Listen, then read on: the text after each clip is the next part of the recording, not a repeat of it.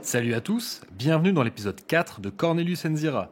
Aujourd'hui, nous allons parler de Planet of the Apes, la planète des singes, le film sorti en 1968, réalisé par Frank Schaffner. Alors cet épisode est un tout petit peu particulier, il a été pensé comme des commentaires audio pour le DVD. Ce qui signifie que les conditions idéales pour l'écouter, c'est de mettre le DVD dans le lecteur, de s'asseoir dans le canapé et de lancer l'écoute de ce podcast en même temps que vous visionnez le film. Bien évidemment, j'ai pensé à ceux qui voudraient l'écouter tel un podcast classique. Ne vous en faites pas, régulièrement je commente ce qui se passe à l'écran pour que vous ne soyez pas perdus, et je laisse la part belle au dialogue. Comme ça, c'est agréable pour ceux qui se contentent d'écouter, mais aussi pour ceux qui voudraient regarder le film en même temps que je parle des anecdotes, des secrets de tournage, etc. Ça va sans dire, mais je vais raconter absolument tout le film. Donc si vous n'avez jamais vu La planète des singes, il serait peut-être temps d'arrêter l'écoute. Ou en tout cas, écoutez un quart d'heure, 20 minutes, et si ça vous plaît, arrêtez, regardez le film, et vous reviendrez sur le podcast plus tard. Je ne pense pas que ce soit la meilleure manière de le découvrir. Alors, autre avertissement, je parlais du DVD. Ces commentaires sont prévus pour le DVD et non pour le Blu-ray. La raison, elle est très simple. Le DVD, il est au format télévision, c'est-à-dire 25 images par seconde. Et la piste audio que j'ai utilisée pour ce podcast, c'est celle du DVD. Parce que le Blu-ray, lui, il est à 24 images par seconde, comme au cinéma. Ce qui fait qu'il y a une différence de près de 5 minutes quand même entre les deux. Donc au bout d'un moment, ça serait extrêmement décalé. Un dernier avertissement préalable pour ceux qui prendraient Cornelius Enzira en cours de route. Sachez que dans l'épisode 2, je parle du roman de Pierre Boulle, La planète des singes, et que je dresse un parallèle entre ce livre et les différents films de la saga. Et dans l'épisode 3, je raconte comment Arthur P. Jacobs, le producteur du film avec l'aide de Mort Abrams, son associé, ont réussi déjà à obtenir les droits du roman et ensuite à convaincre Dick Zanuck de la Fox de produire le film. Donc il se pourrait que pendant l'épisode, j'évoque certaines choses qui ont déjà été dites dans ces épisodes, donc si jamais vous êtes largué, vous pouvez toujours les réécouter. Voilà, maintenant qu'on a pris nos précautions, il ne vous reste plus qu'à attraper votre DVD, et en attendant, moi je lance le générique. Shut up, you freak! Surely it's you. I said shut up! It's a manhunt! A manhunt! Take your sticky paws off me, you damn dirty ape! You maniac! You blew it up! Damn you! God damn you all to hell! Cut up his brain, you bloody baboon! Beware the beast man, for he is the devil's pawn. Alone among God's primates, he kills for sport, or lust, or greed. Yea, he will murder his brother to possess his brother's land. Let him not breed in great numbers, for he will make a desert of his home and yours. Shun him. Drive him back into his jungle lair, for he is the harbinger of death. Avant de débuter pour de bon, je voudrais adresser des remerciements à Master Fred de Geek et Légende. En fait, pendant la préparation de cet épisode, j'ai rencontré un problème technique. Je lui en ai parlé et il m'a réglé ça d'un coup de cuillère à peau. Donc merci beaucoup, Fred. Voilà. Ceci étant dit, maintenant, l'intro est censée durer exactement 4 minutes. Donc pour ceux qui voudraient écouter ce podcast tout en regardant le DVD, ce que je vous conseille, c'est donc de caler ce podcast à la 4e minute et ensuite de lancer le film et le podcast en même temps. Allez, on va faire ça comme si on lançait une fusée. 5, 4, 3, 2, 1, play.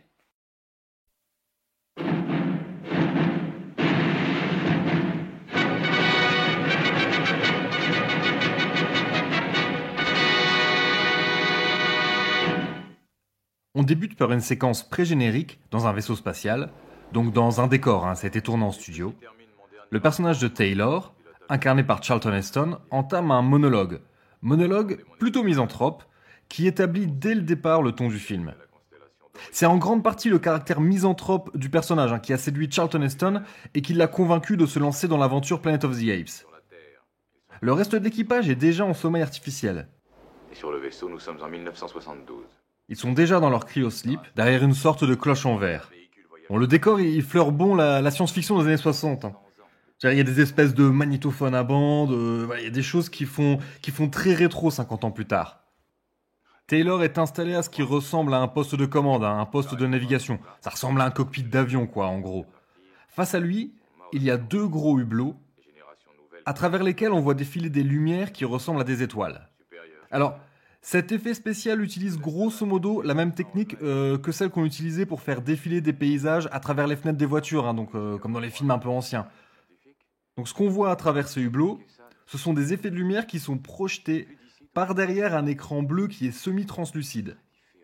À la base, il s'agit de plusieurs effets de lumière qui ont été filmés à travers des prismes et des matériaux réfléchissants. Ils ont été filmés séparément, et ensuite, ils ont été assemblés par un procédé donc, qui consiste à filmer plusieurs images en même temps et à les combiner en une seule. C'est donc cet assemblage qui est projeté sur les écrans bleus et que vous voyez à travers les 2 gros hublots. Elle a été composée par Jerry Goldsmith. Je vais pas vous faire l'affront de le présenter, hein. De toute façon, on n'aurait pas assez de temps devant nous. Au total, il a travaillé sur 7 films avec Frank Schaffner, le réalisateur de Planet of the Apes. Avant ça, ils avaient déjà collaboré sur un premier film qui s'appelle The Stripper, Les loups et l'agneau en VF. Ensuite, ils travailleront notamment pour Patton, Papillon, Ces garçons qui venaient du Brésil, enfin que des bons films. Goldsmith tenait à garder la musique discrète. Il voulait éviter qu'elle soit redondante avec l'action. Son but, c'était de créer une atmosphère étrange qui donne bien le sentiment de ne pas être sur Terre. C'est pour ça que Goldsmith a souhaité ne pas utiliser de synthétiseurs. Ils étaient encore assez récents à l'époque, mais c'était une option tout à fait envisageable. Mais voilà, il a préféré utiliser des instruments moins conventionnels pour avoir un côté organique, ou même à utiliser des instruments mais en les détournant de leur utilisation habituelle. Donc il a utilisé pas mal la cuica, cet instrument qu'on utilise beaucoup dans la samba et qui, dans le score, rappelle un peu le cri des singes. Il a également utilisé des percussions javanaises en bambou. Un instrument qui revient beaucoup aussi, c'est une espèce de flûte à coulisses ça donne un son qui ressemble un peu à un râle. Il a pas mal bidouillé. Ce que vous entendez dans le générique, ce sont des instruments à cordes dont chaque corde a été enregistrée séparément et sur lequel on a rajouté un écho avec un échoplex.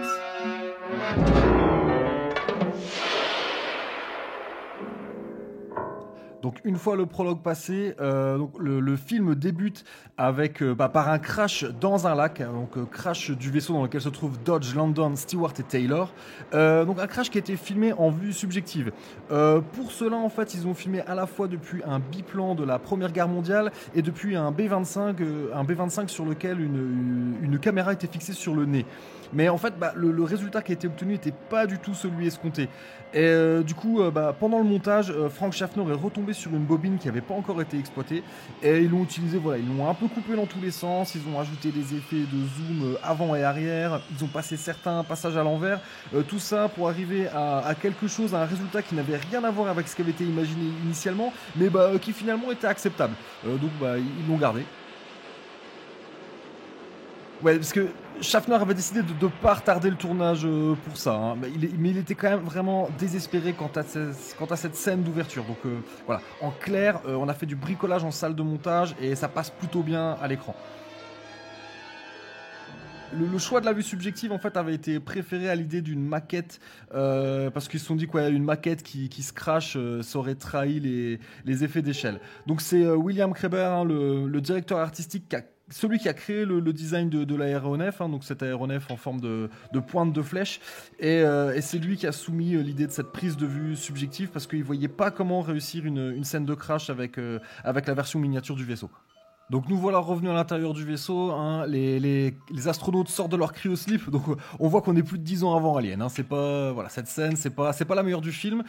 Ah oui, on constate qu'ils sont barbus. Alors il faut savoir que Charlton Heston, lui, c'est sa vraie barbe, alors que les autres, c'est des barbes postiches. Tout va bien? Mais ça, peut-être que j'en reparlerai un tout petit peu après. Carole? Parce que là, il découvre le corps momifié de Stewart. Il faut savoir qu'en fait, derrière, c'est une actrice de 70 ans. Hein, donc, je sais pas comment ils ont fait pour... le dialogue entre elle et entre son agent et la production a dû être assez marrant. Le vaisseau est donc en train de couler dans le lac. Alors pour les scènes d'intérieur, en fait, ils ont créé donc une réplique taille réelle du vaisseau et donc c'était monté sur des espèces de système de cardan et donc le plateau s'inclinait réellement. Donc quand on les voit galérer, en fait, c'est pas la caméra qui est penchée, ils galèrent vraiment et ils se prennent des litres d'eau dans la tronche. C'est une scène qui a pas dû être très marrante à tourner. Et donc ouais, comme je dis, il y a donc ça bien sûr c'était tourné en studio. Il y a également dans le lac Powell, ils ont créé donc un vaisseau à taille réelle qui était ancré dans le lac et qui faisait quand même 90 mètres de fond. Hein. Et alors il y avait un projet initial, ils voulaient mettre ça sur une espèce de plateforme qui montait et qui descendait, mais ça aurait été très compliqué déjà avec la pression de l'eau, ça aurait coûté beaucoup d'argent. Donc ils ont abandonné. Donc ouais, il y a juste cette maquette grandeur réelle qui est ancrée et à l'intérieur il y a juste une plateforme pour que les acteurs puissent sauter dans l'eau. On va les voir sauter un peu après quand ils sortent en catastrophe du vaisseau. Ce qu'ils ont fait également en fait, c'est qu'ils ont construit une miniature que l'on voit. Essayons maintenant de rattraper le temps perdu. Pour ceux qui ne seraient pas en train de regarder le film en écoutant cet épisode, donc le vaisseau des 3 astronautes s'est abîmé dans les flots d'un lac, ils ont réussi à en sortir, et à bord d'un petit canot de survie, ils ont remonté le cours d'un fleuve qui passe entre des canyons, et là ils viennent d'arriver sur une petite plage. En termes de tournage, ils ont commencé donc par ces scènes-là, par ce qu'on appelle donc le trek. Et donc le tournage a commencé le 21 mai. Alors petite anecdote, il a commencé avec 1h30 de retard parce qu'en fait ils avaient oublié de préparer les barbes des astronautes. Pour le rôle, Charlton Heston s'était laissé pousser une barbe. Et il a fait remarquer qu'il faudrait des barbes postiches pour les autres astronautes, parce qu'il dit, après tout, si l'astronaute qui meurt a le temps de se momifier dans son cryosleep pendant les 18 mois du voyage, les barbes des astronautes doivent pousser. Donc voilà, ils ont préparé, ils avaient fait des barbes postiches, mais ils avaient oublié elles n'étaient pas prêtes pour le début du tournage, donc ils ont attendu pendant 1h30. 3 jours. Combien d'heures dure un jour ici? Excellente question. London. Il va y avoir maintenant un dialogue d'exposition qui permet de donner plus d'informations concernant la durée de leur voyage, leur temps de sommeil artificiel, et aussi pour faire comprendre aux spectateurs qu'ils sont sur une planète alien, dans un espace désertique, et qu'il leur reste, qu'ils ont assez peu de vivres. Donc il va falloir très rapidement trouver de quoi manger et surtout boire. Alors ça veut dire que nous avons quitté la Terre depuis 18 mois. Selon notre temps, hein. Tes cheveux sont plus gris. À part ça, t'as l'air en pleine forme pour un homme qui a 2031 ans. En partant, j'ai regardé le tableau de l'horloge qui marque le temps terrestre. Tu sais depuis combien d'années nous avons quitté la Terre? 2000 en chiffre rond. Tu ne le crois toujours pas. Hein? Le temps a effacé tout ce que vous avez connu.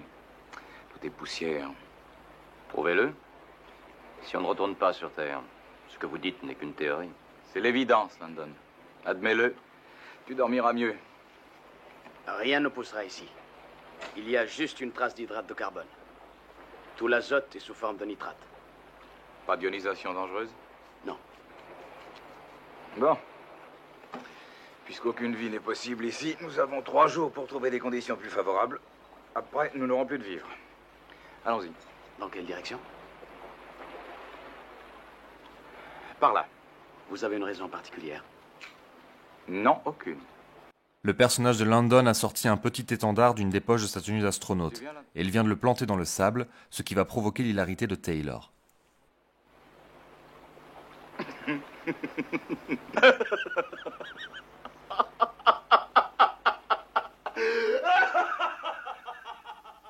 Le rire de Charlton Heston est un peu surjoué, un peu forcé. Certains y voient là une critique de l'impérialisme américain. Bon, j'ai pas le temps de développer, à vous de juger, quoi. Concernant le paradoxe spatio-temporel, la VO est plus précise. Parce que là, en VF, il dit 2000 ans chiffre rond, ce qui n'est pas le cas vu qu'ils sont partis en 1972 et que le temps terrestre, c'est 3978. Donc dans la VO, il précise à 10 ans près. Concernant les postiches, s'ils ont pensé aux barbes, ils n'ont pas pensé aux cheveux. Donc voilà, pendant leur sommeil artificiel, leurs barbes ont poussé, mais pas les cheveux. Comme je l'ai dit, toute cette partie a été filmée en décor naturel. En fait, les lieux avaient déjà été repérés par William Kreber, qui avait travaillé comme directeur artistique sur The Greatest Story Ever Told, hein, donc la plus grande histoire jamais contée. Un film dans lequel on retrouvait déjà Charlton Heston, Roddy McDowall, donc qui incarne Cornelius, et également Sal Mineo, qui jouera le rôle du Dr Milo dans Escape from the Planet of the Apes, le 3e film de la saga. The Greatest Story Ever Told, c'est un film qui avait été tourné 5 ans plus tôt et qui donc raconte la vie de Jésus, de la nativité à la résurrection. Le lac Powell se trouve à proximité du barrage de Glen Canyon, un barrage hydroélectrique donc qui alimente tout le sud-ouest des États-Unis et qui a été achevé en 63, donc très peu de temps avant le tournage de Planet of the Apes. Et du coup, c'est le tout premier film qui a été tourné dans la région après la création du barrage et ils ont dû demander une autorisation au gouvernement. Alors, c'est pas le seul film qui a été tourné près du lac Powell. D'après la fiche Wikipédia, il y a plus de 45 films et séries télé qui ont été tournés là. Notamment, bien, le remake de Tim Burton a été tourné dans ce coin-là. John Carter également. Il y a aussi une scène de Gravity qui a été tournée ici. Les repérages pour Planet of the Apes avaient été effectués plusieurs mois en amont du tournage. Schaffner cherchait un paysage vraiment lunaire, il voulait des couleurs ternes, limite monochromes.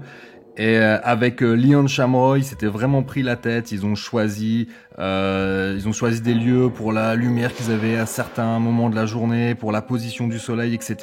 Donc ils avaient vraiment tout bien programmé. Mais ce qu'ils n'avaient pas pris en considération, c'est que fin mai, le soleil est beaucoup plus haut dans le ciel et la luminosité est tout à fait différente. Ce qui fait qu'ils se retrouvaient avec des couleurs pétantes. Donc ils ont dû complètement changer leur programme. Le trek devait être filmé en 3 jours et au final il en faudra 6. Ce qui a provoqué la colère de Dick Zanuck. Mais Schaffner tenait absolument à bien prendre le temps, à mettre en place l'histoire, tout le mood du film, à bien mettre en place les personnages. Et donc il a vraiment insisté, et c'est Mort Abrams qui a dû faire tampon donc, entre Schaffner, le réalisateur, et Dick Zanuck, donc de la Fox. Je n'y comprends rien. Du tonnerre, des éclairs et pas de pluie. Une nuit couverte, c'est d'étranges luminosités, et pourtant il n'y a pas de lune. Si seulement on pouvait savoir où on est. À quoi ça te servirait? Il me semble t'avoir dit où tu es et quand tu es. D'accord. Tu es exactement à 300 années-lumière de ta chère planète. Tous ceux que tu aimais sont morts et oubliés depuis 20 siècles. 20 siècles, tu m'entends? Et même si tu revenais sur la Terre maintenant, on te prendrait pour un singe tombé d'un arbre. Taylor, je vous en prie, laissez-le. Il n'y a plus qu'une chose qui soit réelle, c'est que nous sommes ici. Alors mets-toi ça dans le crâne une fois pour toutes ou bien tu es cuit. J'ai pas peur de la mort. Il n'a pas peur de la mort. Ah, c'est à mourir de rire. Saluons cette nouvelle victoire de l'esprit humain. Voilà, je laisse à dessein pas mal de dialogues pour que vous puissiez comprendre justement ce que voulait Schaffner, ce qu'il voulait établir. Ce qui va être dit là, c'est assez important concernant la tonalité du film. Dylan, une chose m'intrigue dans ton attitude. Pourquoi as-tu accepté de faire ce long voyage? Tu étais volontaire. Pourquoi? Tu ne sais plus. Alors je vais te le dire, moi. C'est parce que tu étais l'enfant chéri de la classe 72. Quand on t'a nommé pour l'expédition du siècle, tu as été contraint d'accepter ou tu n'aurais plus été à l'image de l'Américain parfait. Je vous défends de dire ça. Oh, et la gloire, ne l'oublions pas. Il y a dans une petite ville américaine une statue de bronze grandeur nature qui te représente. Il est probable qu'elle a verdi et que personne ne peut lire ton nom sur le socle. Mais ce qui est important, c'est que nos héros soient honorés. Taylor, je vous ai déjà dit de me fiche la paix. Mais j'oubliais l'essentiel. L'immortalité. Tu souhaitais vivre éternellement, non? Eh bien, tu as presque réussi. À part moi et Dodge, tu as vécu plus longtemps qu'aucun autre homme. Et puisque notre charmante lieutenant Carol Stewart est morte, il semble que tu sois le dernier de la lignée. Tu as ce que tu voulais, champion. Tu es heureux? Vous lisez assez bien en moi, je le reconnais. Beaucoup mieux que je ne lis en vous. T'inquiète pas. Dodge aussi est très différent de moi. Mais lui, au moins, je le comprends. Il entrerait nu dans le cratère d'un volcan en activité s'il espérait y découvrir quelque chose. Il n'hésiterait pas. Mais vous n'êtes pas un chercheur. Vous êtes négatif. Et pourtant, je n'ai pas envie de mourir. Je me demande bien pourquoi. Vous pensiez que la vie sur Terre n'avait aucun sens. Vous méprisiez tout le monde. Alors, qu'est-ce que vous avez fait? Vous avez fui. Non. Non, tu n'y es pas, London. Moi aussi, je cherche autre chose. Seulement, mes rêves ne sont pas les tiens. Je ne veux pas croire qu'il n'y ait pas dans l'univers quelque chose de mieux que nos bipèdes humains. Je veux trouver. C'est là! Venez! Venez vite! Petit détail technique, une bonne partie de ces scènes ont été tournées avec une caméra qui était posée sur un traîneau des sables, en fait qui a été fabriqué avec 2 pièces de bois et une plaque de tôle ondulée, et la caméra posée dessus. Donc autant vous dire qu'à la fin du tournage, la caméra elle était ruinée. Mais revenons à ce qui est en train de se passer dans le film. Dodge a pris de l'avance sur Landon et Taylor. Comme vous l'avez entendu, il les a appelés car du haut d'une colline, il a aperçu quelque chose. Landon et Taylor se hâtent, et les astronautes dévalent désormais la pente. Vous noterez la subtilité de la partition. Goldsmith a préféré ne pas mettre de musique, car il n'y en a pas besoin pour mettre en exergue la beauté de leur trouvaille. La vie. Les 3 hommes se baissent et déterrent la plante qu'ils viennent de trouver. Je ne sais pas s'il faut y voir un commentaire sur le caractère destructeur de l'être humain. En tout cas, le dialogue qu'ils vont avoir trouvera écho plus tard dans le film. Là où il y a une plante, il y en a une autre, 2 autres, 10 autres. Trouvons-les. Je crois que j'ai pas encore pris le temps de le dire. Landon est incarné par Robert Gunner et Dodge est incarné par Jeff Burton. J'ai pas tellement de temps à consacrer à leur filmographie, mais bon, sans leur faire injure, de toute manière, il n'y a pas énormément de choses à dire. Il fut un temps envisagé de tourner le film en Angleterre, donc j'imagine en studio, ce qui aurait été une idée catastrophique. Le fait que c'était tourné en décor naturel, je pense que ça participe au fait que le film est bien vieilli, enfin de mon point de vue. Ah, une scène que j'aime beaucoup, elle est vraiment magnifique. On voit les 3 astronautes qui passent devant la caméra, ils sont quasiment à contre-jour avec des magnifiques lens flares. La caméra les suit légèrement avant de s'éloigner. J'adore ce passage. Ceci dit, tourner en studio aurait évité certains problèmes. Les lieux de tournage étaient très difficiles d'accès. Il y avait une seule route qui y menait, qui n'allait même pas jusqu'au bout. Du coup, ils finissaient d'acheminer l'équipement à dos de mules et d'hommes. Et ce qu'il faut préciser quand même, c'est que à ce moment, à cette saison, il faisait entre 40 et 50 degrés. Donc il y a des gens qui tombaient dans les vapes, notamment l'acteur qui incarne Dodge. Donc ouais, il s'est évanoui. Alors je sais pas si c'est sur le trajet pour aller sur les lieux de tournage ou si c'est pendant le tournage. Mais ouais, toujours aussi que c'était rapporté que lui il s'est évanoui pendant le film. Mais d'après Frank Schaffner, ça n'empêchait pas Charlton Heston de se faire un petit jogging de 2 miles pendant son lunch break. Quel homme ce Chuck. C'était vraiment un excellent choix, cette zone désertique. Schaffner rapporte également que pour les premiers jours de tournage, ils arrivaient dans des zones où il n'y avait pas une seule trace de pas, rien. Donc vraiment, ça pouvait donner l'impression qu'on était sur une planète alien. D'ailleurs, si vous écoutez cet épisode en faisant une promenade, j'espère que ça vous donne le sentiment de faire un trek dans le désert. Et si vous l'écoutez alors que vous faites un trek dans le désert, alors là, envoyez-moi une photo, faites quelque chose. Je serais vraiment curieux de savoir ça. Mais il est temps de revenir au direct. Landon, Dodge et Taylor évoluent dans des zones encaissées. Donc au-dessus d'eux, il y a des falaises. Et en haut de ces falaises, on commence à distinguer des silhouettes. Ces silhouettes que vous voyez, ce sont en fait des figurants qui viennent de la ville de Page, qui est la ville la plus proche des lieux de tournage. Mais je vais avoir l'occasion d'en reparler juste après.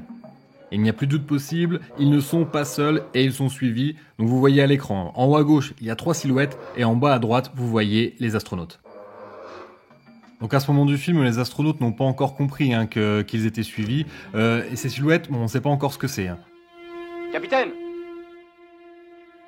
Ils viennent de découvrir des épouvantails qui sont devant eux en haut d'une falaise et vont se précipiter pour savoir de quoi il s'agit. Donc ouais, ils évoluent à travers... Voilà, il y a quand même un peu plus de végétation, ça ressemble un peu à de la lande, à de la pinède. Donc ils vont voir... Les épouvantails, pour ceux qui ne voient pas, ils ont un peu des formes de X. Et dessus, il y a de la fourrure qui, quand on va bientôt les voir de plus près, et ça rappelle les singes. Il y a de la fourrure orange, un peu comme les orang-outans, et noire qui rappelle les gorilles. Donc voilà, ils montent à travers une pente rocailleuse.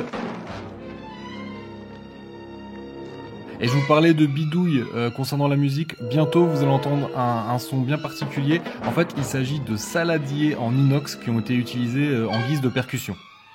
Un des percussionnistes de Jerry Goldsmith avait été musicien pour Disney dans les années 30. Et à cette époque, les musiciens étaient également bruiteurs. Donc il avait toute une panoplie d'objets qui font des bruits insolites, que Goldsmith n'a pas hésité à utiliser. Qui a planté là ces carcasses? Voilà, les fameux saladiers en inox. On entend bien en bruit de fond de l'eau qui coule. Les 3 astronautes l'ont certainement entendu également, donc ils courent frénétiquement, donc à travers ce qui ressemble un peu à de la lande, et ils vont découvrir une cascade et un étang. Alors, tout cela, ça a l'air bien réel et pourtant c'est complètement artificiel. L'étang avait été fait pour le tournage de Dr. Dolittle, un film qui a également été produit par Arthur P. Jacobs. Et la cascade que vous voyez, en fait, eh bien, c'est 2 douzaines de lances à incendie qui la reproduisent. Donc, petite anecdote, apparemment, il y a pas mal de gens qui vont sur les lieux de tournage et qui cherchent le lac, qui demandent où est le lac, où est la cascade. Eh bien, on peut pas les trouver parce qu'en fait, ils n'existent pas.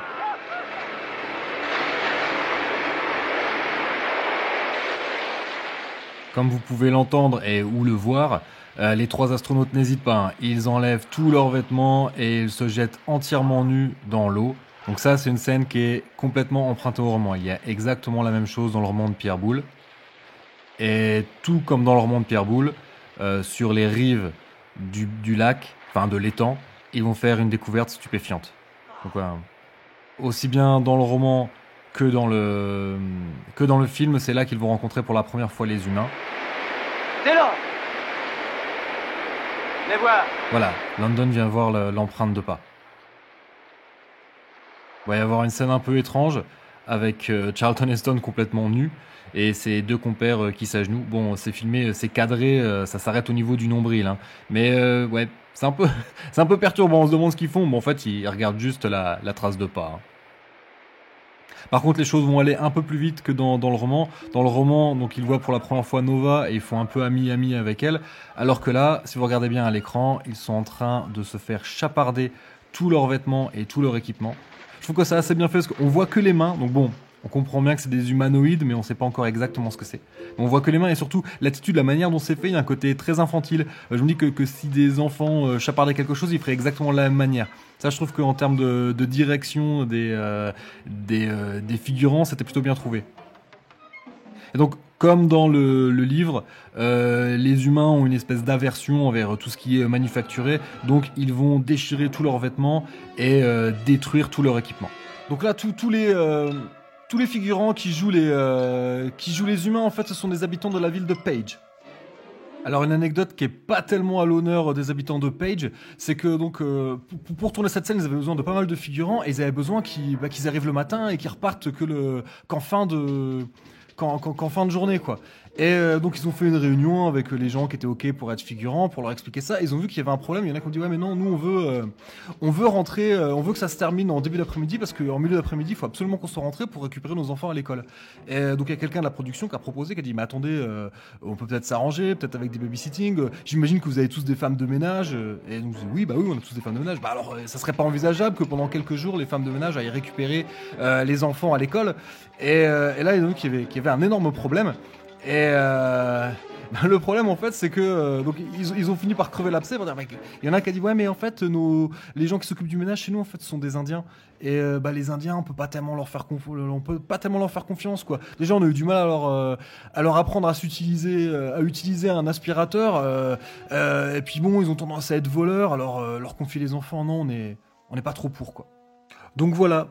Gardez bien ça en tête. Les gens que vous voyez là à l'écran, sont tous des putains de racistes. Et sur la tête, ils portent en fait des perruques qui ont été faites en cheveux de Coréens. Initialement, ils voulaient le faire avec des cheveux de Chinois, mais à l'époque, il y avait un embargo sur les pays. On était en pleine guerre froide, hein, donc embargo sur les pays communistes. Donc du coup, impossible de le faire en cheveux de Chinois. Donc c'est en cheveux de Coréens. Bien sûr, qu'ils ont réglé le problème, en les laissant quitter à 2-3 heures de l'après-midi.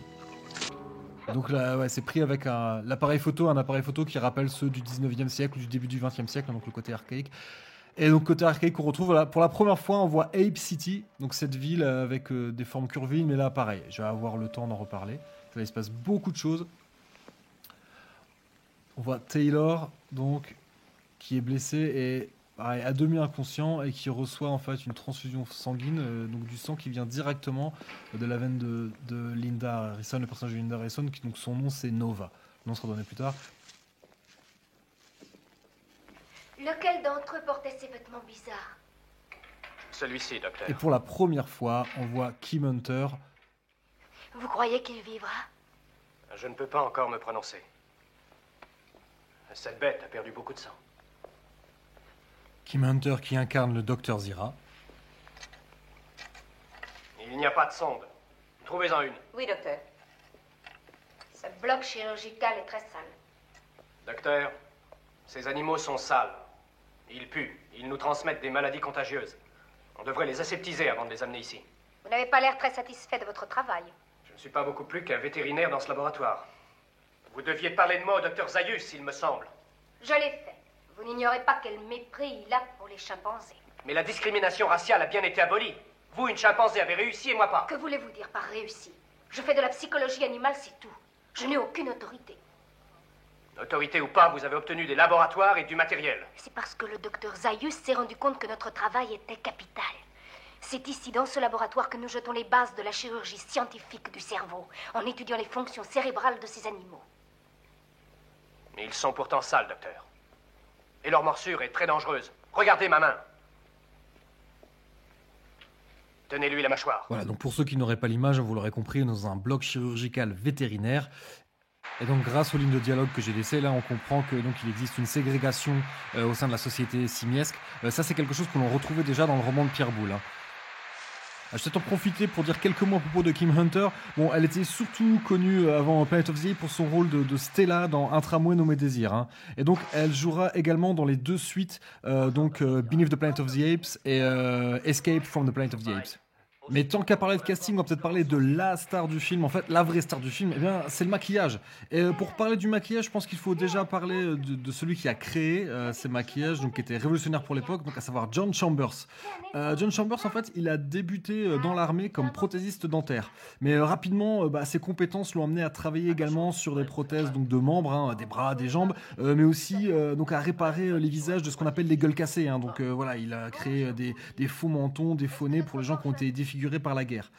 Par la suite, donc, il a travaillé dans le civil. Il a également donc créé des poitrines artificielles pour les femmes ayant subi une ablation mammaire, voilà, des suites d'un cancer, quoi. Et à partir de 1953, eh bien, il débute dans l'audiovisuel. En fait, quand il arrive à la télé, il est stupéfait de voir à quel point les techniques de travail sont rudimentaires. Donc lui, il va apporter des méthodes qui étaient vraiment novatrices. Il a travaillé sur les séries Perdues dans l'espace, Au-delà du réel. C'est également lui qui a créé les fameuses oreilles de Spock. Et en fait, avant Planet of the Apes, il avait également travaillé avec Charlton Heston, qu'il avait transformé en bête pour une adaptation de La Belle et la Bête. Mais il vaut mieux que je m'interrompe parce que... Bonjour, excellence. Qui voilà? Docteur Zaius. Le voilà, enfin! Donc voilà, pour ceux qui n'auraient pas l'image, donc Charlton Heston, Taylor est dans une cage, et donc là on rejoint un passage qui est dans le roman, donc quand le Dr Zaius voit pour la première fois Ulysse Mérou dans le roman et Taylor dans le film, mais là on a vraiment deux scènes qui sont très très proches. Mais je vais peut-être laisser le dialogue pour que vous compreniez de quoi il s'agit. Essaie de parler encore. Donc Taylor a été blessé à la gorge et ça l'a rendu à faune. Vous voyez, il arrive à former des mots. Oui, très amusant, un homme qui essaie d'imiter les singes. Donc il essaie d'articuler mais il n'y parvient pas. Docteur Zaius, regardez-le bien, j'ai l'impression qu'il vous répond. Ah, il a un don d'imitation assez remarquable, en effet. Il n'est pas du tout comme les autres. Il se sert de cette vieille couverture comme vêtement.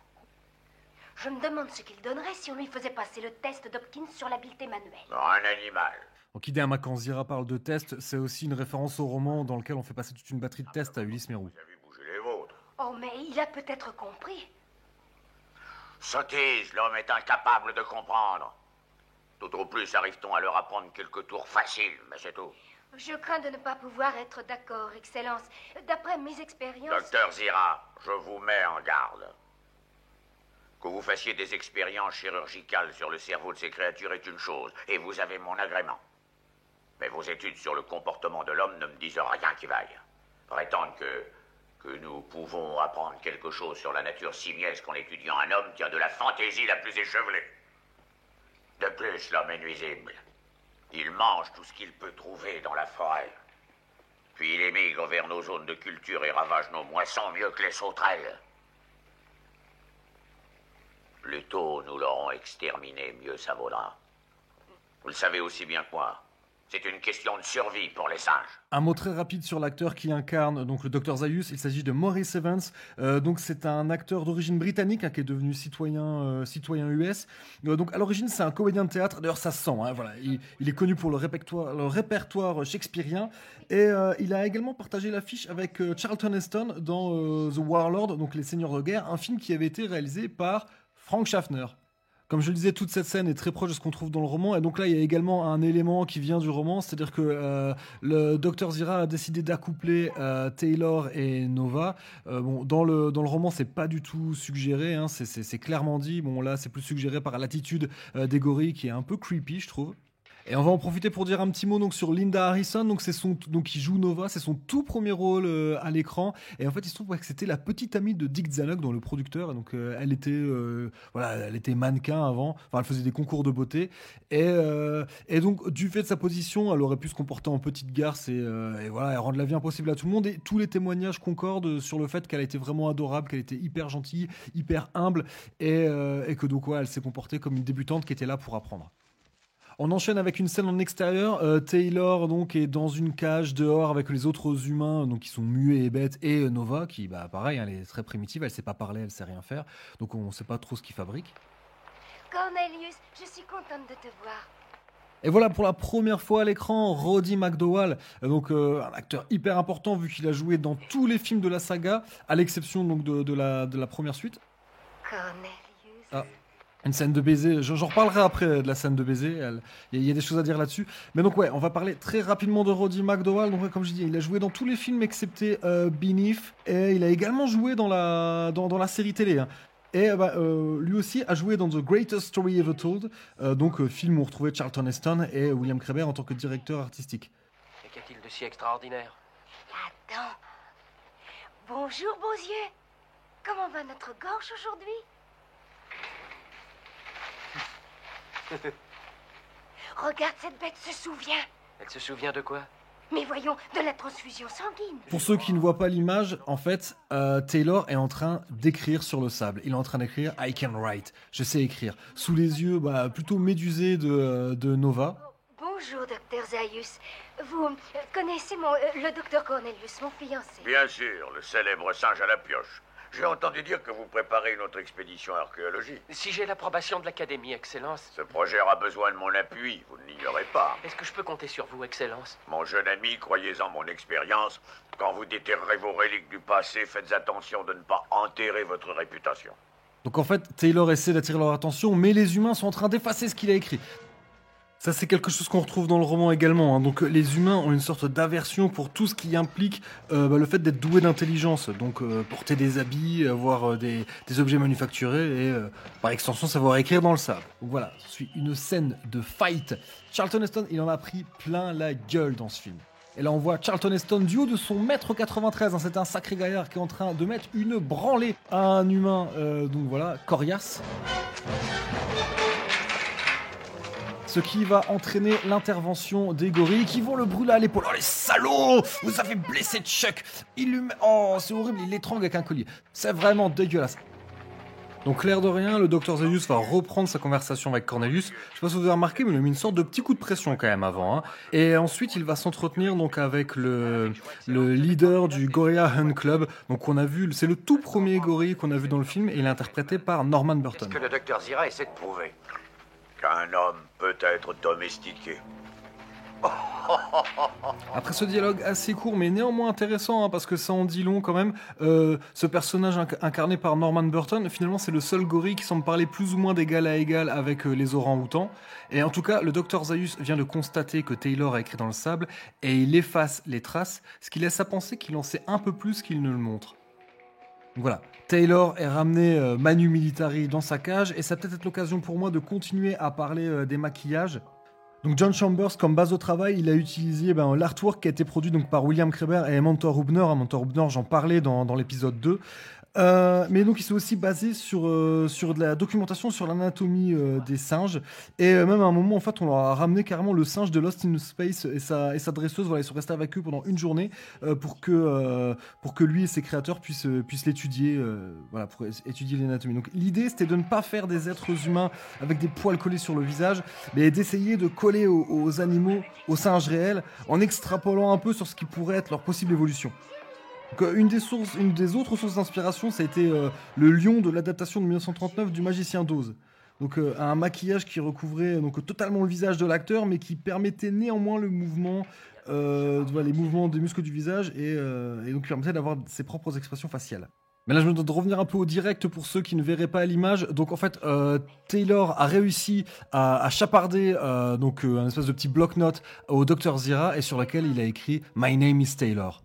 Donc là, ça y est, elle comprend qu'il est doué d'intelligence. Donc je reprends sur le maquillage. Donc pour parvenir au concept final, Chambers a d'abord débuté par le stade de la sculpture. Il est parti d'un modèle de tête humaine en plâtre, puis en argile, sur lequel il a testé différentes variations du masque de singe. Alors, il y avait différents challenges techniques. D'abord, il y avait la projection de la voix. C'était important que les acteurs n'aient pas de problème de diction. Et c'était important qu'ils puissent parler suffisamment fort pour l'enregistrement des voix, parce que le latex qui était utilisé, c'était un latex plutôt lourd, et donc qui avait la propriété d'étouffer le son. Donc pour revenir au direct, Taylor est en ce moment même au domicile de Cornelius et Zira, et donc il est en train de leur expliquer tout ce qui lui est arrivé, comment il est arrivé sur la planète, le trek, la chasse, la capture, etc. Mais revenons-en donc au maquillage. Donc toujours, concernant les dialogues, c'était important également que les mouvements du maquillage puissent être synchro avec le mouvement des lèvres des acteurs pendant qu'ils parlent. Il fallait absolument éviter que les acteurs grimés aient l'air ridicules à l'écran. Malgré tout, certaines parties ont dû être redoublées en post-prod. Et donc, ce qui est amusant, c'est qu'en fait, les acteurs, quand ils faisaient du doublage en post-prod, on leur remettait une partie du maquillage, mais seulement le mufle, quoi. Parce que voilà, ça faisait quand même une voix un peu plus caverneuse que naturellement. Un des autres soucis, c'était qu'il fallait que les acteurs soient pas trop moches non plus à l'écran. Fallait que ça ait l'air réaliste, mais pas trop moche. Donc, ils ont dû trouver le bon équilibre, le bon dosage. Donc ouais, le nez, ils l'ont un peu modifié. Ils ont fait quelque chose de plus long et de plus doux qu'un mufle de singe. Parce que les narines de singe, c'est un peu comme deux grosses fentes au milieu de la face. Donc ils voulaient quand même que les acteurs soient agréables visuellement. Et encore une fois, pour éviter qu'ils ne soient grotesques. Parce que si le public se mettait à rire, voilà, ça faisait sortie du film et ça fonctionnait plus, quoi. Mais la grande innovation en fait apportée par John Chambers, c'est que chaque partie en latex, donc sourcils, nez, menton, lèvres, était indépendante, ils étaient séparés, ce qui permettait donc les mouvements du visage. Les acteurs principaux avaient leur propre maquillage, ils avaient des masques à usage unique, donc qui étaient moulés sur la forme de leur visage. Alors ils étaient à usage unique parce que en fait, une des priorités, c'était quand même de préserver la peau des acteurs, parce que pour retirer ce maquillage qui était collé, il fallait utiliser des solvants. Alors ils ont mis au point des solvants doux, mais malgré tout ça pouvait être irritant, donc ils ont préféré faire en sorte que ce soit le maquillage qui parte en couille plutôt que la peau des acteurs. Donc pour ça, il fallait changer à chaque fois. Les solvants étaient à base d'alcool et du propre aveu de Maurice Evans, c'était son moment préféré de la journée quand on lui retirait le maquillage. Pas uniquement parce qu'il était libéré et qu'il pouvait retrouver son vrai visage, mais aussi parce que les vapeurs le rendaient un petit peu pompette. Alors il faut savoir que pour la pose du maquillage, les acteurs restaient dans un fauteuil pendant 3h30. Enfin, au tout début du process, c'était 6 heures. Ils ont réussi à faire descendre à 5 heures. Et puis à force de travail, ils ont réussi à réduire le temps de pose à 3h30. Mais bon, ça faisait quand même des journées qui commençaient à 4h du matin pour se faire poser les masques sur le visage. Une fois que c'était sec, les acteurs devaient bouger lentement les muscles du visage pour vérifier que tout tenait bien. Ensuite, on maquillait les prothèses pour obtenir un rendu homogène. Les lèvres étaient peintes ainsi que le contour des yeux. Alors pour la fourrure, les poils étaient enfilés quasiment un à un sur une base en gaz. Donc ensuite les acteurs enfilaient une sorte de cagoule par-dessus leurs cheveux, et sur cette cagoule on collait la perruque. Après on rajoutait le reste comme des espèces de favoris. Et donc pour terminer, on ajoutait les fausses oreilles, les fausses dents. Les vraies dents de l'acteur étaient peintes en noir pour pas qu'on les voit par-dessous. Et donc en plus de ça on rajoutait de la fourrure sur les mains, sur les avant-bras. Les ongles étaient vernis, et les gens qui avaient les yeux clairs, on leur mettait des lentilles de couleur brune. Mais revenons un petit peu au direct. Pendant son voyage dans la zone interdite, il a découvert des traces d'une civilisation très ancienne que nul ne connaît. Les preuves étaient bien minces. Ce n'est pas ce que tu m'as dit à l'époque. C'était avant que le docteur Zaius et la moitié de l'académie disent que mon idée était hérétique. Comment une théorie scientifique peut-elle être hérétique? Et si Taylor était exactement la preuve dont tu as besoin? Si c'était un mutant? L'anneau qui manque à la chaîne entre le primate non évolué et l'être supérieur, le singe. Susceptible, hein? Je ne suis pas le chaînon manquant. Cornelius et Zira sont en train de comprendre ce que cela implique que de découvrir un être humain qui parle. Cette conversation entre Zira, Cornelius et Taylor, qui, vu qu'il est à faune, se contente d'écrire sur un bloc-notes, elle permet d'en savoir un peu plus sur l'avancement de la société simiesque. Par exemple, ils n'arrivent pas à croire que Taylor ait pu venir à bord d'un engin volant. Pour eux, c'est invraisemblable. Et on en apprend également plus sur le fait que science et religion sont extrêmement liées. Mais ça, j'aurais pas trop le temps de Docteur m'attarder Zaius. dessus. Est-ce que vous avez oublié notre rendez-vous, Cornelius? Non, excellent, j'étais en train de rassembler mes notes. Vous connaissez... Voilà, et on comprend bien qu'ils ont toujours le Dr Zaius sur le dos. D'ailleurs, il réserve une belle surprise à Taylor et au Dr Zira, mais je vais y revenir un peu après. Je vais continuer encore un tout petit peu sur le maquillage tant que j'ai le temps. Le film a été tourné entre mai et août, donc dans le désert et en Californie, donc il faisait vraiment chaud. Il fallait absolument que la peau des acteurs puisse respirer. Donc ils ont mis au point un latex avec des micropores et également un maquillage particulier qui devait donc ne pas boucher ses pores. Hein, parce que comme j'ai dit, hein, ils mettaient un peu de maquillage pour avoir un rendu uniforme. Bon alors malgré tout, ils ont quand même crevé de chaud. On parlait du Dr Zaius, Maurice Evans souffrait énormément de la chaleur. Il suait énormément entre chaque prise. Il fallait faire des raccords colle sur ses prothèses, il fallait enlever sa perruque et lui mettre la tête sous un ventilo. Si les maquillages fonctionnent si bien, ça tient à deux raisons. Déjà, d'une part, Chambers a mis en place une véritable formation qu'il a donnée aux maquilleurs afin de leur apprendre comment copier et reproduire ses créations, mais aussi comment apprendre à poser et à retirer les maquillages voilà, dans le moins de temps possible. Et également, en fait, Chambers était présent sur le plateau de tournage tout au long de la production pour s'assurer que le maquillage était impeccable avant chaque prise et qu'il était bien mis en valeur. Il avait même le pouvoir de faire refaire une prise s'il estimait que le maquillage n'était pas parfait. Voilà, donc, le budget maquillage, alors selon certaines sources, il était proche de 1 million, mais a priori c'était plutôt proche de 500 000 $. C'est quand même énorme pour l'époque. Je vous le disais, Zaius réservait une surprise à Zira et à Taylor. En fait, il a décidé de faire emmener Taylor, notamment pour l'émasculer, donc sans en avoir prévenu Zira.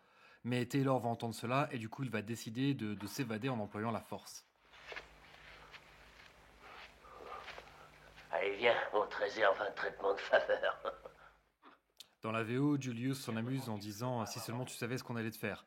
Mais il va pas rigoler longtemps. En tout cas, la fuite de Taylor va nous permettre de visiter Ape City. Donc pour le moment, à la ville, on avait seulement pu l'apercevoir. Comme j'ai pu le dire dans l'épisode 2, la société simiesque ressemble à s'y méprendre en termes de développement à la société humaine des années 50-60. Leurs villes sont donc des villes modernes et c'est ce qui a été repris dans les premiers concepts de Rod Serling, dans les premiers scripts. Le problème, c'est que construire des décors de villes modernes, voire futuristes, c'est extrêmement coûteux. Alors il sera un temps envisagé de tourner à Brasilia, donc la capitale fédérale du Brésil qui a été construite ex nihilo et donc inaugurée au début des années 60. Donc pour l'époque, c'était des décors plutôt avant-gardistes. C'est avec l'arrivée de Michael Wilson à l'écriture du scénario que le concept d'une société simiesque plus archaïque va commencer à être développé. Alors déjà, ça a deux énormes avantages. Vous l'aurez compris, hein, ça permet de faire des décors beaucoup moins coûteux et également ça permet de préserver jusqu'au bout le twist final. Mais revenons un tout petit peu à ce qui se passe en ce moment à l'écran. Taylor, dans sa fuite, est en train de traverser un lieu de culte pendant ce qui ressemble à une cérémonie funéraire. Ils ont mis plusieurs mois à trouver le style architectural pour Ape City. Mais finalement, ils se sont inspirés des travaux de Gaudi, surtout connu pour la Sagrada Familia à Barcelone, mais également des villages troglodytes qu'on peut trouver dans la vallée de Gorem en Turquie, dans la région de la Cappadoce. Revenons à ce qui se passe à l'écran. Taylor est toujours en fuite. Il essaie tant bien que mal d'échapper aux gorilles. Alors il y a des gorilles à cheval, il y a également des gorilles à pied avec des matraques, des fouets, des filets. Pour ces scènes, on lui a fabriqué des semelles en plastique transparent pour qu'il ne se blesse pas les pieds. Si on ne le sait pas, on ne le voit pas, mais il y a quand même certaines scènes où on croit les deviner. Comme pour beaucoup de films, Planet of the Apes n'a pas été tourné dans l'ordre, et cette scène, Charlton Heston l'a tournée alors qu'il avait une crève d'enfer, et ça s'explique par une des scènes qui a été tournée avant, mais qu'on va voir juste après. Heston n'a vraiment pas été ménagé pendant le tournage de ce film, mais cette scène, c'est parmi les plus éprouvantes de son propre aveu. D'ailleurs, il a marché sur du lait urticant, le fameux Poison Ivy, ce qui fait que les 2 derniers jours de tournage de ces scènes ont été en fait effectués par sa doublure attitrée. Petite anecdote, donc le doubleur de Charlton Heston lui aurait dit « dis donc Chuck, je me rappelle d'une époque où les bagarres, c'est nous qui les gagnions ». Parce qu'effectivement, le personnage de Taylor, il en prend vraiment plein la gueule jusqu'au bout du film. Et Heston dira même que, même factice, les objets qu'on lui balançait à la gueule pendant cette scène, ils faisaient quand même mal. Pourtant, maltraiter Charlton Heston, c'était vraiment pas cool, parce que ce bon vieux Chuck, il était vraiment sympa. Je sais que son image était extrêmement dégradée, notamment à cause de Bowling for Columbine, mais dans la suite de ses commentaires, je vais essayer de vous convaincre que c'était vraiment un bon gars. Alors voilà, passage important. Il arrive dans une sorte de musée. Et donc en fait, vous voyez des mannequins humains. Alors il faut savoir, en fait, c'est pas des vrais mannequins, c'est des vrais acteurs donc qui essaient de pas bouger. Si vous faites bien gaffe, il y en a qui bougent un tout petit peu. Et donc en cherchant à se cacher, il va tomber sur un de ses compagnons d'infortune, Dodge, qui a été abattu. Et il va découvrir avec effroi qu'ils l'ont empaillé. Donc voilà, c'est parmi les scènes importantes, ce qui permet encore une fois de montrer ce monde à l'envers. Pour nous, c'est extrêmement choquant. Revenons sur l'élaboration et la méthode de construction des décors, donc de Ape City. D'abord, ils sont partis d'une création d'une maquette qui a été faite par Konstantin Moros, donc qui était un artiste russe, et c'était déjà lui en fait qui avait fait la maquette initiale du vaisseau, donc le vaisseau qui a été plus tard surnommé Icarus, celui qu'on voit au tout début du film. Donc les concepts avaient d'abord été dessinés par Mentor Hubner, et donc sur cette base, Connie Moros a réalisé une structure miniature en argile. Une fois la maquette terminée, elle est partie donc dans les ateliers, mais apparemment, donc les techniciens chargés de la construction, ils ne voyaient absolument pas comment faire. Il y aurait des témoignages qui diraient que ce serait un petit jeune, limite un apprenti, qui aurait à ce moment-là construit une chaise en carton donc creuse et l'aurait remplie de mousse de polyuréthane, qui était un matériau plutôt nouveau pour l'époque, et l'aurait ensuite, une fois que c'était quelques minutes après, ça sèche quoi, en 10 minutes, il aurait comme épluché le carton. Et voilà, et en voyant ça, Bill Kraber leur dit mais c'est ça qu'il faut faire. Donc pour pouvoir construire des structures plus grandes, ils vont utiliser des tiges en métal, comme pour le béton armé. Mais grosso modo, voilà, ils ont fait des énormes moules en carton. J'ai trouvé d'autres sources qui disent en contreplaqué, mais bon, voilà, des moules en structure très légère qu'ils auraient remplis de mousse de polyuréthane, donc sur des structures métalliques. Et hop, une fois que c'était sec, ils enlevaient le moule. Et voilà, c'est ce qui explique ces bâtiments en curviligne. Donc voilà, l'avantage c'est que c'est très peu coûteux à réaliser et surtout c'est extrêmement rapide. Voilà, sur la fin de la construction, ils ont commencé à être à court de matériaux et surtout de temps et peut-être aussi un peu d'argent. Donc ils ont également construit des éléments qui mélangeaient plâtre, ciment et mousse. Voilà, c'est des structures extrêmement légères. Elles ont survécu tout le temps du tournage, mais à peine plus quoi. Et oui, pendant le tournage, sur la fameuse scène d'évasion, il y a quand même une personne qui est passée à travers le toit d'un bâtiment, mais apparemment sans trop de dommages. Il est temps de revenir à ce qui vient de se passer à l'écran. Donc des gorilles sont venus chercher Taylor dans sa cage et l'emmènent donc dans un tribunal. Donc la scène du procès, c'est une des scènes extrêmement importantes du film. Elle permet de faire un parallèle évident entre la société humaine et la société simiesque. J'ai évidemment pas le temps de parler de tout le sous-texte politique de Planet of the Apes. Pour cela, il faudra un épisode complet. Donc la scène du procès, elle rappelle l'Inquisition, elle rappelle les procès staliniens, mais surtout la période du McCarthyisme, donc qui était une période extrêmement récente encore. Je rappelle, Planet of the Apes s'est tourné en 1967. Donc, Michael Wilson, mais également Kim Hunter ont été victimes du McCarthyisme, ils ont été blacklistés. Michael Wilson, c'était très dur pour lui, il apparaît pas au générique du pont de la rivière Kwai, à son plus grand désarroi, il a eu le sentiment que son travail a été volé, surtout que le pont de la rivière Kwai a reçu un Oscar pour le scénario. C'est Pierre Boulle, l'auteur du roman, qui recevra l'Oscar en lieu et place de Wilson. À ma droite, le docteur Maximus, commissaire aux affaires animales, et à ma gauche, le docteur Zaius, ministre de la Science et premier défenseur de la foi. Le représentant de l'État est le docteur Honorius, adjoint du ministre de la Justice. Kim Hunter a également été blacklisté et c'est Arthur P. Jacobs qui l'a représenté à l'époque qui a mamaillé pour la faire sortir de la liste. Tous ces maillons dont il est vêtu dégagent une puanteur insupportable qui attente à la dignité de ce tribunal.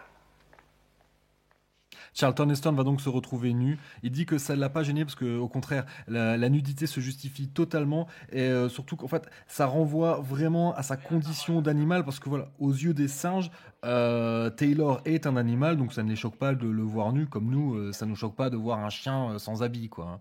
Ce serait plutôt l'inverse. Si on voyait un chien avec un pantalon, on trouverait ça bizarre. Cette scène du tribunal, elle n'existe pas dans le roman. C'est peut-être une petite revanche que Michael Wilson a pris sur Pierre Boulle. Ce qu'elle apporte de plus également, en plus de rajouter un sous-texte politique, c'est qu'elle assoit vraiment le fait que ce sont les orang-outans qui sont au sommet de la société, et donc le fait que le bad guy, c'est vraiment le Dr Zaius, c'est lui qui tire les ficelles tout au long de l'histoire, alors que dans le roman, c'est beaucoup moins évident. On comprend qu'en fait, il y a toujours un gorille derrière les orang-outans. On va donc parler très rapidement du contexte de l'époque. C'était une période difficile. Les États-Unis étaient engagés dans la guerre au Vietnam. Il y avait également le mouvement des droits civiques, le Civil Rights Movement. D'ailleurs, Charlton Heston, je vous l'ai dit, c'était un bon gars. Il était extrêmement proche de Martin Luther King, qui malheureusement sera assassiné quelques semaines après la sortie du film. En 65, il y avait eu les émeutes de Watts. Donc finalement, la science-fiction, c'était un bon moyen de faire passer des idées politiques de manière un peu détournée, quoi, hein. D'ailleurs, pour Dick Zanuck, le producteur, La planète des singes, c'est un film d'aventure, c'est tout. Pour lui, la portée politique qu'on lui porte, c'est de l'extrapolation. Alors que Mort Abrams, lui, dit qu'ils avaient bien sûr tous conscience de faire un film politique, mais ils n'osaient pas trop se l'avouer parce que voilà, la période était extrêmement compliquée. Voulez-vous dire à ce beaux yeux de se tenir tranquille? Je m'appelle Taylor. Messieurs, faites taire cet animal.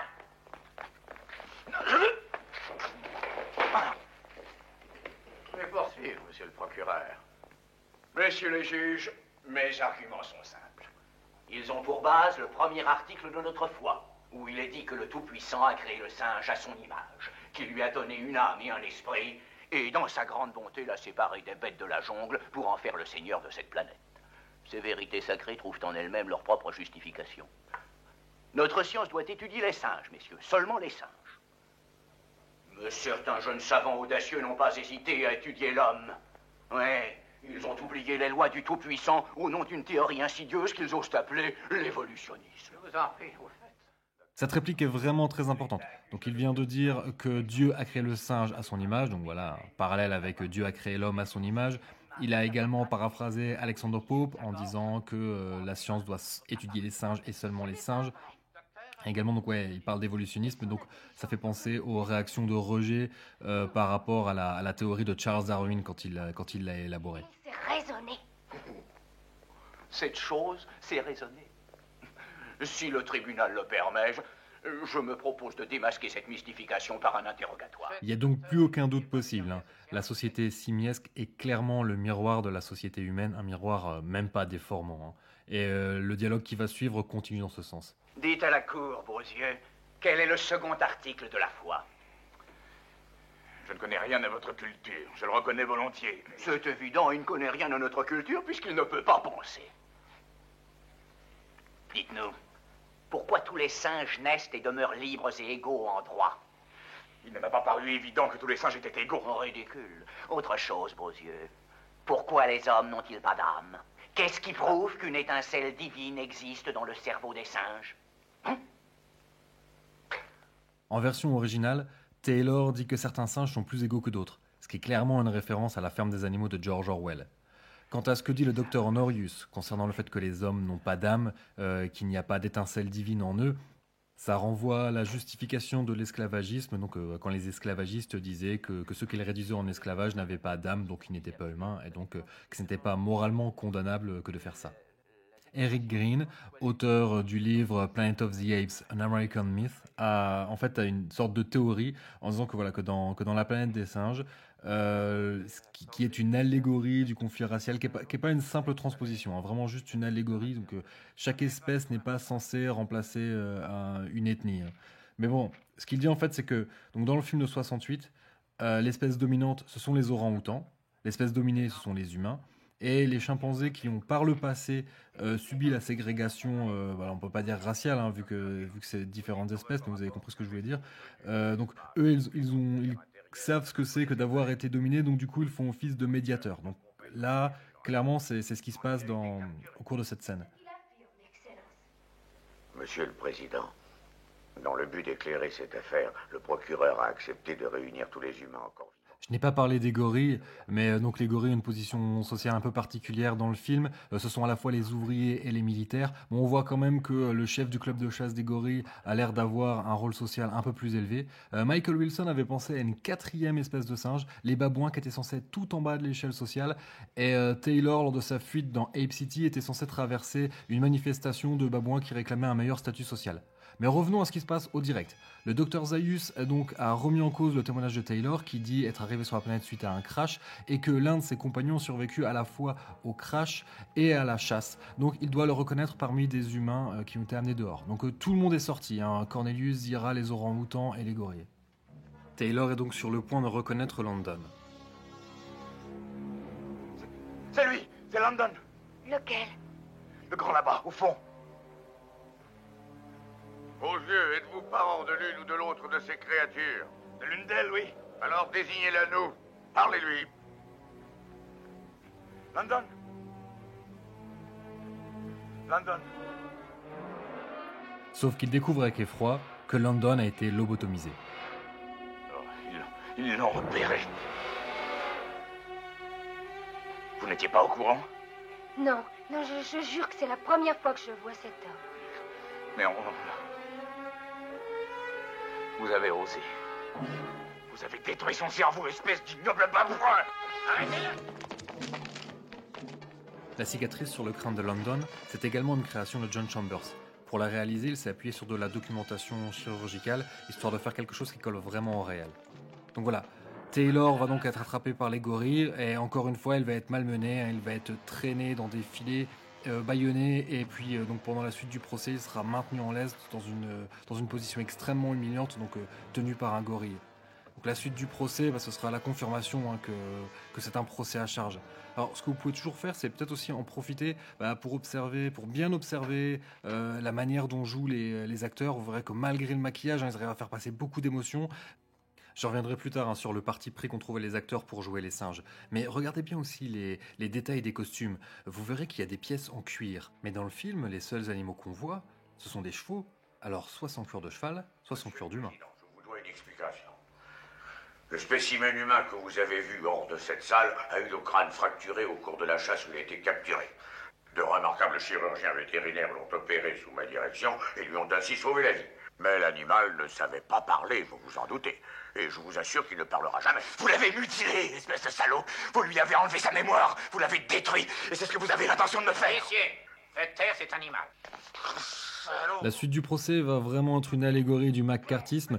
Ça va vraiment ressembler au procès de gens qu'on accusait d'être proches du Parti communiste qui pouvaient absolument pas se défendre. Ils étaient sans cesse interrompus, vous pouvez pas en placer une. Il va se passer exactement la même chose dans le film. C'est-à-dire que Taylor a été réduit au silence. Bon, London, on n'en parle même pas.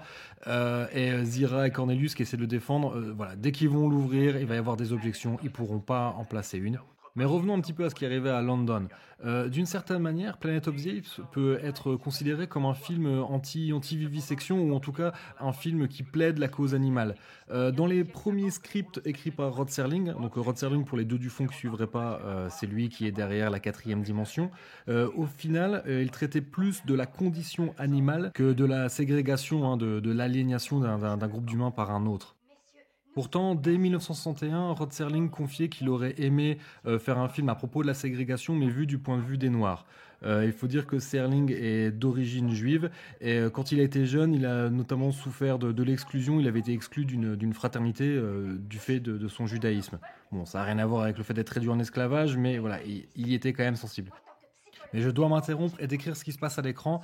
Donc les 3 juges qui sont des orang-outans sont en train de reproduire le see no evil, hear no evil, speak no evil. Donc je n'ai vu aucun mal, je n'ai entendu aucun mal, je ne dirai aucun mal. Donc voilà, il y en a un qui a la main sur les yeux, l'autre les mains sur les oreilles et l'autre les mains sur la bouche. Je vais revenir là-dessus un peu après.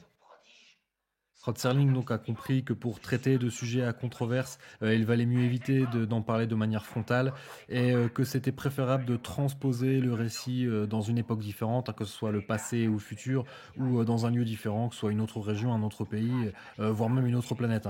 Et c'est ce qu'il fera avec la 4e dimension. Des traitements de Rod Serling restera l'idée de la menace nucléaire, et cette question, l'homme est scientifiquement avancé, mais jusqu'à quel point est-il civilisé ? La question de la ségrégation, elle vient beaucoup plus des scénarios de Michael Wilson. Par contre, ce que je trouve intéressant, c'est que même si l'empathie du public va vers Taylor, il ne vaut pas forcément beaucoup mieux que les singes. Rappelez-vous, la première phrase qu'il prononce, c'est « Enlève tes pattes puantes de moi, bon Dieu de singe dégueulasse !» Donc voilà, on est quand même proche de l'insulte raciste. Également, donc au début du film, quand il dit dans 6 mois, nous serons maîtres de cette planète s'ils sont pas plus violents en parlant des humains. Bon là, on est vraiment dans une idée impérialiste. Mais il est temps de revenir au film. Le procès vient de s'achever, et donc il s'est extrêmement mal passé pour Taylor, et surtout pour Cornelius et Zira, qui là se retrouvent bien dans la merde. Hein. Donc vous avez pu le voir à l'écran, leur mine dépitée, et donc ils se donnent la main tous les deux, je pense pour se donner un peu du courage, pendant que Taylor est conduit dans le bureau du Dr Zaius, qui va bien lui confirmer que le procès était de toute manière joué d'avance. Au cours de cette scène, en fait, on va comprendre que le Dr Zaius pense exactement la même chose que Zira et Cornelius, à savoir que Taylor est une sorte de mutant qui vient pas d'une autre planète et que donc que l'homme est capable d'évoluer en une espèce plus intelligente. Donc il va essayer d'obtenir des aveux, des confessions de Taylor parce qu'il pense que Taylor n'est pas le seul humain doté d'intelligence et du don de la parole. Mais il est temps pour moi d'honorer une promesse que j'ai faite il y a quelques minutes. Je vais donc revenir sur l'anecdote du Hear no evil, See no evil, Speak no evil. Alors à la base, c'est parti d'une boutade de Frank Schaffner. Il y a un seul shot qui a été réalisé, probablement histoire de mettre un peu de fun pendant une scène très bavarde, très compliquée, et puis surtout qui a un rôle extrêmement crucial dans le film, donc concernant sa signification comme je viens de l'expliquer. Donc les trois acteurs, Maurice Evans, le Dr Zaius, Jimmy Whitmore qui incarne le président de l'Assemblée, qui sera renommé Gaius dans Conspiracy of the Planet of the Apes, un roman qui est sorti en 2011, dont j'aurai peut-être l'occasion de parler dans un épisode futur, et également Woody Parfrey qui incarne le Dr Maximus. Qui vous êtes réellement. Donc les acteurs ont réussi à rendre la situation à peu près plausible, à défaut d'être très subtil. Et ensuite, ils ont tourné une deuxième scène où ils se comportent normalement. Donc le but, c'était uniquement de faire marrer l'équipe pendant le visionnage des rushs. Un autre système solaire. C'est plus fort que vous. Bon, ceci dit, bien que sachant que la scène était vraiment too much, Schaffner a décidé de l'inclure dans le premier jet du montage. Sauf que la scène a survécu à toutes les séances d'affinage du montage, tant et si bien qu'elle s'est retrouvée lors de la première projection, la première sneak preview, la première projection test, la scène était dedans. Mais le truc en fait, c'est que cette projection test, elle s'est super bien passée. Ça a été un carton. Ça a été l'une des mieux accueillies de toute l'histoire de la Fox. Donc du coup les producteurs ils voulaient qu'on change plus rien du tout à ce montage. Pour eux c'était le montage final. Donc quand Schaffner a commencé à dire ouais mais moi j'ai quelques doutes là, la scène du See no evil, Hear no evil, Speak no evil, j'aimerais bien l'enlever. Zanuck et Jacobs ils ont dit non tu touches plus à rien. Et donc c'est comme ça que cette blague elle est restée et qu'elle est arrivée jusqu'à nous. Bon alors pour être tout à fait complet concernant cette anecdote, j'ai également lu que l'idée serait venue de John Kelly, un script doctor qui avait été chargé d'améliorer les dialogues et de rajouter justement quelques touches d'humour aux différentes versions du script. Donc voilà, l'idée elle viendrait de lui, mais lui il n'est pas crédité au générique. Si je n'abuse pas trop de votre temps, pourriez-vous me dire comment ce monde à l'envers a commencé? Il est normal que vous parliez de monde à l'envers, puisque pour votre malheur vous vous trouvez en bas de l'échelle, et à juste titre d'ailleurs. Notre désert de l'Est n'a jamais été exploré. Parce que nous avons toujours pensé que la vie n'y était pas possible. Taylor, défendez-vous au moins, vous allez parler. Vous allez me dire s'il existe une autre jungle, au-delà de la zone interdite. Mais j'en sais rien. Si vous essayez de protéger d'autres êtres de votre espèce, vous n'ignorez pas ce qui vous attend. Non, je ne comprends rien à ce que vous dites. Toutes vos questions sont grotesques. Pourquoi me torturer? Avec ce dialogue, on en comprend vraiment beaucoup plus sur Dr Zaius, on sait exactement qui il est. Vous êtes une menace. Une menace pour tous les singes. Je sais très bien qui vous êtes, Taylor. Je vous donne 6 heures, pas une de plus, pour faire votre confession. Après, je me servirai de la chirurgie pour obtenir vos aveux. Garde! Allez-y, faites ce que vous voulez, mutilez-moi, ne vous gênez pas, vous êtes les plus forts. Ramenez cette créature dans sa cage. Vous faites tout ça parce que vous avez peur. Oui, vous avez peur. Vous avez peur de moi. Mais de quoi avez-vous peur, Dr Zaius? Voilà, on arrive au dernier acte du film. Avec l'aide de Cornelius et Zira, Taylor va s'évader et va rejoindre la zone interdite. Donc on commence sur un plan avec le personnage de Julius, donc un gorille qui est en train de fumer un cigare. Alors en fait cette idée elle est venue de l'acteur lui-même, l'acteur qui s'appelle Burt Cartalian. Bon, il y en a aussi qui pensent que c'est peut-être aussi un clin d'œil à Frank Schaffner qui était un gros fumeur de cigares, mais toujours est-il, d'après Schaffner, c'est l'acteur qui a proposé, ils ont fait un essai et puis ils ont trouvé que ça fonctionnait bien, que ça ajoutait de l'humour à la scène vu qu'il va garder son cigare au bec tout du long, même quand il sera assommé par Taylor avec l'aide de Lucius qui est donc le neveu de Zira. Alors une petite anecdote concernant Charlton Heston et Buck Cartalian, il faut savoir que tout le long du tournage, Charlton Heston ne l'a jamais vu autrement que grimé en gorille. Hein. Bon, comme je l'ai dit, hein, les séances maquillage, elles commençaient à 4 heures du matin. Pour lui, c'était vraiment un gorille. Cela dit, je pense que tout le monde devait finir par penser comme ça parce qu'il y a des anecdotes qui racontent que entre les prises, eh bien les figurants grimés en singe traînaient entre eux par espèce en fait. Donc les orang-outans restaient avec les orang-outans, les chimpanzés avec les chimpanzés, les gorilles avec les gorilles quoi. Même si peut-être que derrière le masque il y avait des latinos, des noirs, des blancs. Donc, mais voilà, c'était l'extérieur qui comptait et pas l'intérieur. C'est assez amusant. Donc voilà, ça y est, là vous avez compris. Bim, Julius se fait assommer. Concernant Burt Cartalian, donc celui qui joue Julius, il joue également dans Conquest of the Planet of the Apes. Il joue le rôle d'un gorille qui s'appelle Frank. Juste avant le tournage de Planet of the Apes, il a joué dans The Acid Eaters, donc voilà, un film sur des gens qui prennent de l'acide, et Cool Hand Luke, hein, donc Luc la main froide en version française. Donc voilà, tout ça en 67, ça a été probablement l'une des plus belles années de sa carrière. Je l'aime bien le personnage de Julius. Bon, d'accord, c'est un de ceux qui tourmente le plus Taylor, mais on sent quand même qu'il a du respect et de la bienveillance envers le docteur Zira.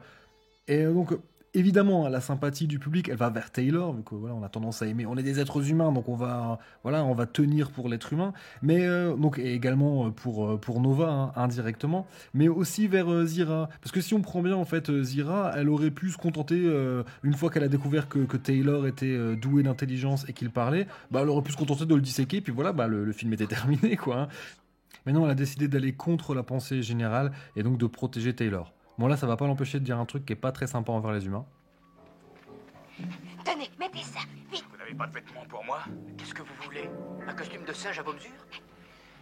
Cette étoffe semble mauvaise. Vous sentez mauvais aussi, comme tous les hommes. Taylor, n'oubliez pas, pour la plupart des singes, tous les hommes se ressemblent. Mettez ça sans discuter, restez tranquille et faites des vœux pour que tout aille bien. Allons-y. Bon voilà, là on retrouve encore une fois le côté pour les singes, tous les hommes se ressemblent. Encore une fois, hein, ça ressemble à toutes les théories racistes.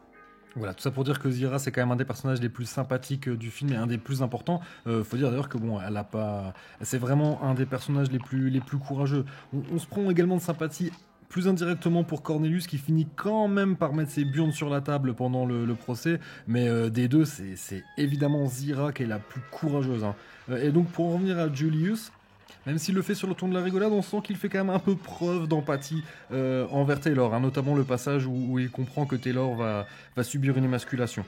Bon, en fait, il est dur avec Taylor juste parce qu'il fait son job et qu'il essaie d'être protecteur vis-à-vis de Zira. Ce qui fait que Julius, on peut un petit peu s'identifier à lui. Alors que seul un esprit malade s'identifierait au Dr Zaius. Mais laissez-moi résumer ce qui vient de se passer à l'écran. Taylor et Nova ont quitté Ape City par une jolie nuit américaine avec le concours de Zira et son neveu Lucius. Ils viennent d'être rejoints par Cornelius qui apporte des chevaux et de l'équipement, hein, des vivres et des armes. Pour le reste, je vais laisser Zira, Cornelius et Taylor en parler. Hein? Voilà, nous sommes tous des fugitifs maintenant. Est-ce que vous avez des armes? Des fusils? Oui, ce qu'il y a de mieux, mais nous n'en aurons pas besoin. Oui, espérons-le. Je veux quand même un fusil.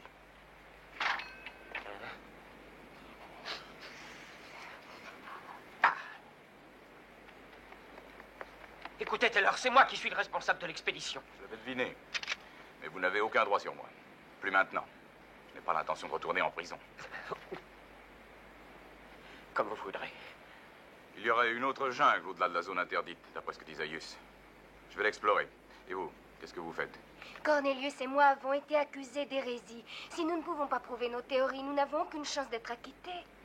Vous comptez retourner dans la zone interdite? Nous voulons revoir les fouilles dans lesquelles j'ai travaillé il y a 1 an. C'est à 3 jours de route à travers le désert. Et tout près de l'endroit où vous m'avez dit avoir atterri en venant de votre planète. Vous ne me croyez toujours pas, hein? Passer par le lac Mort serait trop long. Et pour trouver quoi? Peu de choses, sûrement. Un petit canot pneumatique, je suppose. Et un drapeau. L'emblème de mes compatriotes. Le sol autour du lac est empoisonné. Il n'y a pas d'eau douce, pas de végétation, rien. De toute façon, je vous remercie de m'avoir sauvé. Mais ça va vous attirer des ennuis. Nous avons des ennuis depuis la minute où nous vous avons rencontrés. La fuite devait être un peu plus longue, logiquement. Apparemment, il y aurait une scène qui aurait été coupée. Nos fugitifs étaient censés être interceptés par le Gorilla Hunt Club, donc le club de chasse des gorilles, donc celui qu'on a vu au début, qui est responsable du safari, de la chasse. Et donc on a vu le leader du Gorilla Hunt Club, on l'a vu en discussion avec le Dr Zaius, notamment le passage où Taylor essaie d'écrire dans le sable. Donc il existe des photos de cette scène qui semblent prouver qu'elle a bel et bien été tournée, qu'elle a bel et bien été filmée. Suite à cette interception, le leader du club de chasse des gorilles devait s'exclamer « Un bon humain est un humain mort ». Une référence évidente à la citation attribuée au général Philip Sheridan, donc qui était officier pendant la guerre de sécession et également pendant les guerres indiennes. C'était un charmant personnage qui abattait systématiquement les bisons pour affamer les Indiens, mais aussi les femmes et les enfants. Donc voilà, un mec vraiment super gentil. Et donc cette paraphrase, elle sera finalement reprise dans la suite par le général Ursus, donc dans Beneath the Planet of the Apes. Pendant que nos fugitifs sont en train de traverser la zone interdite, donc on se rend compte que c'est assez difficile d'accès, eh bien je vais vous raconter une petite anecdote pour vous prouver que Charlton Heston, c'est vraiment un bon gars. Donc en fait, un jour où il tournait dans ces coins-là, donc assez loin de la route, et après avoir dû pas mal crapahuter pour atteindre les lieux de tournage, ils se sont aperçus qu'ils avaient oublié les pailles, et sans les pailles, les acteurs déguisés en singes, ils pouvaient absolument pas boire. Du coup, Charlton Heston a profité du fait qu'il n'était pas présent sur certaines scènes pour se faire une petite rando de plusieurs kilomètres dans le désert pour aller chercher lui-même et à pied des pailles. Quel homme ce Chuck. Vous savez où va cette rivière? Elle se jette dans une mer à quelques kilomètres d'ici. C'est là que nous trouverons les fouilles. Qu'y a-t-il après? Je ne sais pas. On ne peut pas suivre leur image à cheval à marée haute. Et nous n'avions pas de bateau pendant notre dernière expédition. Vous ne m'avez jamais dit. Pourquoi l'appelez-vous zone interdite? Personne ne sait. C'est un ancien tabou. C'est écrit dans les rouleaux sacrés. Le législateur a décrété que toute cette zone était mortelle. Il s'agissait d'une des scènes les plus iconiques du film. Taylor et Cornelius se faisaient face, chacun situé sur une falaise, donc deux falaises en vis-à-vis. Il faut savoir que ce décor n'est pas naturel, c'est pas un canyon naturel, c'est une voie qui était ouverte à la dynamite au début du 19e siècle pour faciliter le passage des convois de caravanes. Alors un peu plus tôt, je vous ai demandé de prêter attention à la manière dont jouaient les acteurs avec le maquillage. Ce qu'il faut savoir, c'est que les principales idées concernant l'acting, elle est venue des acteurs eux-mêmes. Donc concernant les mouvements, il fallait trouver une manière de se déplacer comme le ferait un singe qui aurait évolué depuis les singes actuels, donc qui se tiendrait quand même pas complètement droit comme un être humain. Donc en fait, c'est Roddy McDowall qui, en cherchant tout seul face à son miroir et en s'inspirant d'abord de Groucho Marx, qui a trouvé la démarche adéquate. Alors à la rigueur, on peut faire un exercice, vous pouvez essayer. Donc en fait, ce qu'il faut faire, il faut verrouiller le bassin, on verrouille bien, le bassin ne bouge pas, et il faut bouger à partir des genoux. Ce sont les genoux qui deviennent le centre de gravité du corps. Et donc, on marche comme si on était légèrement accroupi, on fait bien travailler les cuisses. Donc il faut imaginer que ce sont les fesses qui deviennent la base de la colonne vertébrale. Donc pour ceux qui écouteraient cet épisode en faisant leur jogging, voilà, ça peut donner l'impression de... Si vous êtes sur un parcours de santé, vous pouvez y aller, faites les exercices.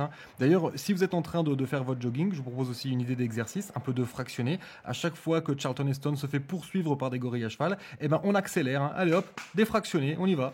Mais revenons à ce qui se passe à l'image. Donc vous l'avez sûrement entendu, vous avez entendu le ressac de la mer, donc ils sont arrivés sur une plage.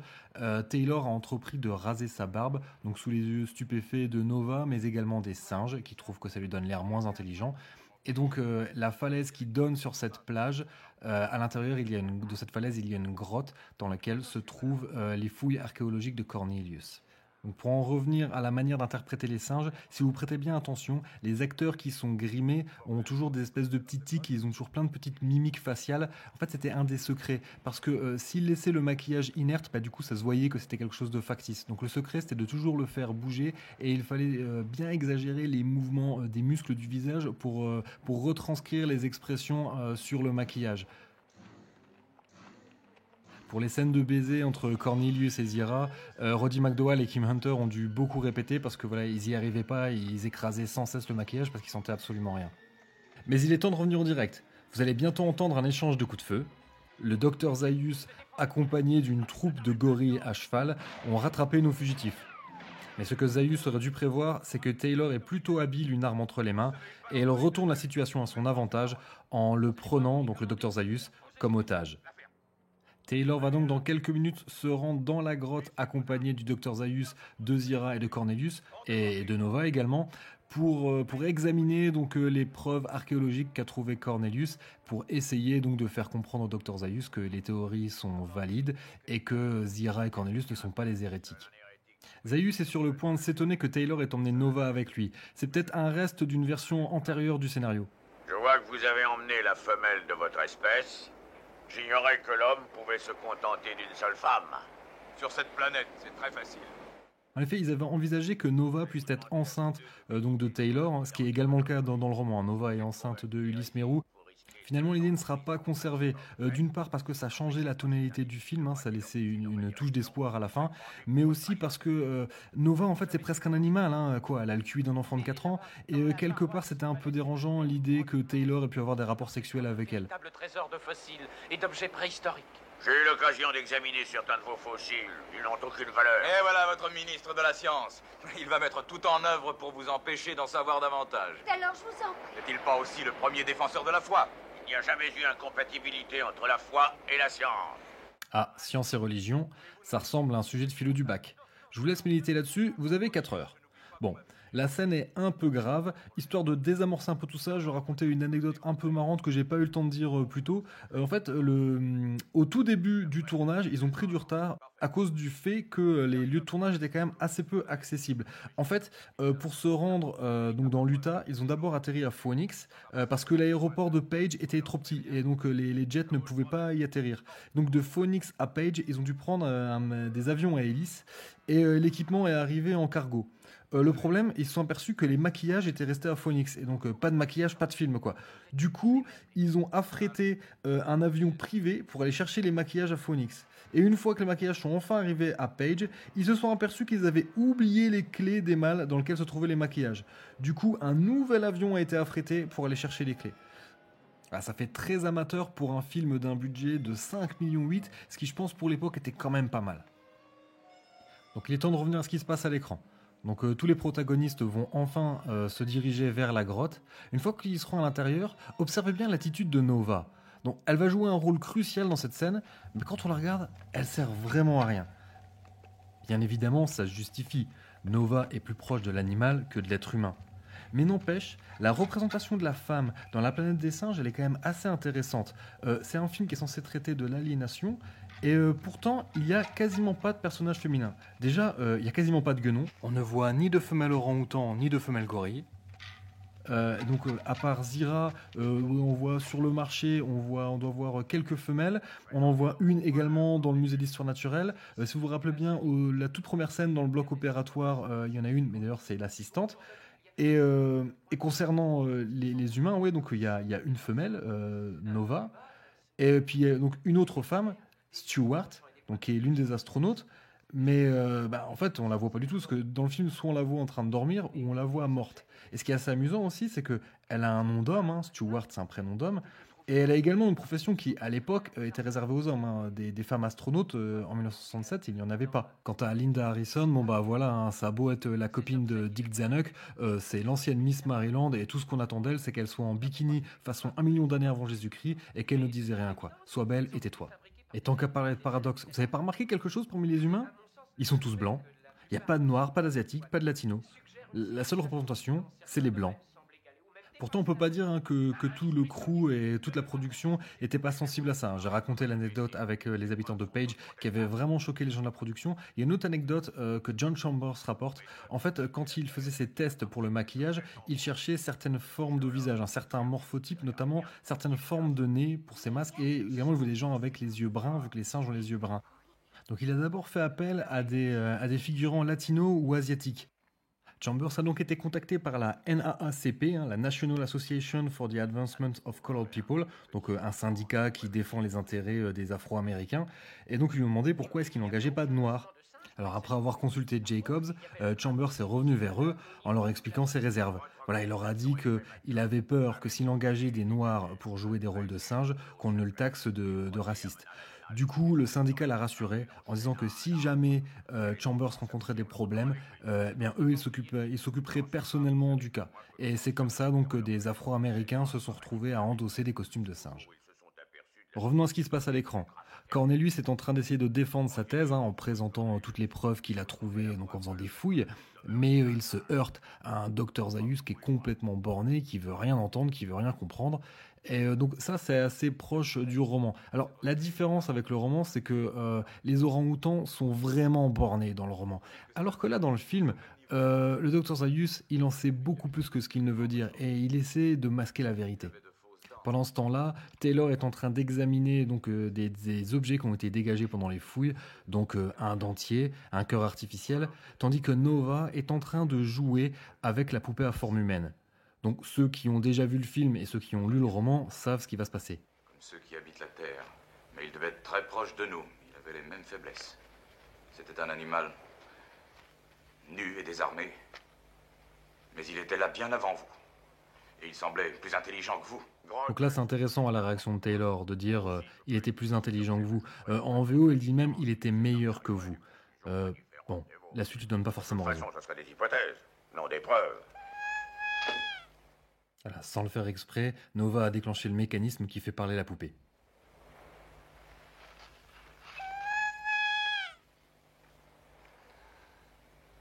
Dr Zaius, est-ce qu'un singe fabriquerait une poupée humaine qui dit maman? Encore une fois, là, on a des scènes sans musique, et ça, c'était clairement la volonté de Jerry Goldsmith. Schaffner voulait qu'il rajoute de la musique, mais c'est lui qui a refusé. Il a dit que ça marcherait mieux comme ça. Oh, les salauds! Nova! Comme vous avez pu l'entendre, il y a de nouveaux échanges de tirs. Les gorilles sont revenus à la charge, donc ce qui va donner lieu à un gunfight. Mais au final, ça va pas changer grand-chose, vu que Taylor va toujours garder le contrôle de la situation et conserver le Dr Zaius en otage. Donc je vais en profiter, vu qu'on parlait de syndicats, on va un peu désamorcer, donc en parlant de choses un peu plus légères. Et je vais continuer à essayer de vous convaincre que Charlton Heston, c'était un gars bien. Donc, ce qu'il faut savoir, c'est que les acteurs, ils étaient maquillés dans les studios de la Fox et ils devaient se taper plus d'1 heure de route pour se rendre sur les lieux de tournage et refaire 1 heure de route avant d'être démaquillés. Donc ça, c'est quand ils tournaient dans Ape City, quand ils tournaient dans le ranch de la Fox. Et donc, Heston, en fait, à ce moment-là, eh bien, il était président de la Screen Actors Guild, donc président d'un syndicat. Et donc, il a réussi à obtenir que ces trajets soient effectués en hélicoptère, parce qu'il dit, non, les gars, déjà, ils souffrent de la chaleur tout le long de la journée, donc si on peut leur faire gagner un peu de temps, ça serait mieux. Et en plus de ça, les acteurs, en fait, sont allés le voir en lui posant une question. On lui dit, voilà, le temps qu'on passe à se faire maquiller et démaquiller, il n'est pas compté dans le temps de travail. Donc, du coup, c'était décompté sur leur temps personnel. En clair, ils n'étaient pas payés pour ça. Donc Charlton Heston s'est bagarré pour ça et donc apparemment c'est suite à Planet of the Apes que les règles ont changé et que l'on considère qu'un acteur commence à travailler dès lors que l'on commence à le maquiller et jusqu'à temps qu'il soit complètement démaquillé. Voilà, le film va bientôt toucher à son terme et l'épisode s'arrêtera avec le générique de fin. Donc je vais en profiter maintenant pour vous dire que vous pouvez retrouver les autres épisodes de Cornelius Zira sur PodCloud. Donc l'adresse c'est dr-zaius.podcloud.fr. Vous pouvez également les retrouver sur iTunes. Donc si vous êtes arrivé jusqu'ici, c'est que vous avez bien aimé cet épisode et en tout cas que vous aimez bien la saga Planet of the Apes. Donc n'hésitez pas à me laisser vos commentaires. Il y a des choses que je n'ai malheureusement pu que survoler. J'ai essayé de parler un peu de tout. Mais s'il y a des thèmes que vous voulez que j'approfondisse, laissez-moi un commentaire sur Twitter. Donc le compte du podcast c'est @ndzira, ANDZIRA. Vous pouvez également aller sur la page Facebook du podcast, Cornelius Zira Podcast, tout attaché. Si vous le souhaitez, vous pouvez même m'envoyer un email, corneliuszirapodcast@gmail.com. Ne soyez pas timide, même si vous écoutez cet épisode des années après sa diffusion, eh bien, sortez de la jungle, comme le dirait le Dr Zaius dans la VF. Et également, je parlais de Master Fred au début, il officie dans Geek et Légende. Vous pouvez retrouver Geek et Légende sur geek au pluriel, -et-légende au pluriel.fr. Taylor a profité de ce petit interlude promotionnel pour exiger des gorilles, par l'intermédiaire de Lucius, un cheval, des vivres pour Nova et lui, ainsi que des munitions.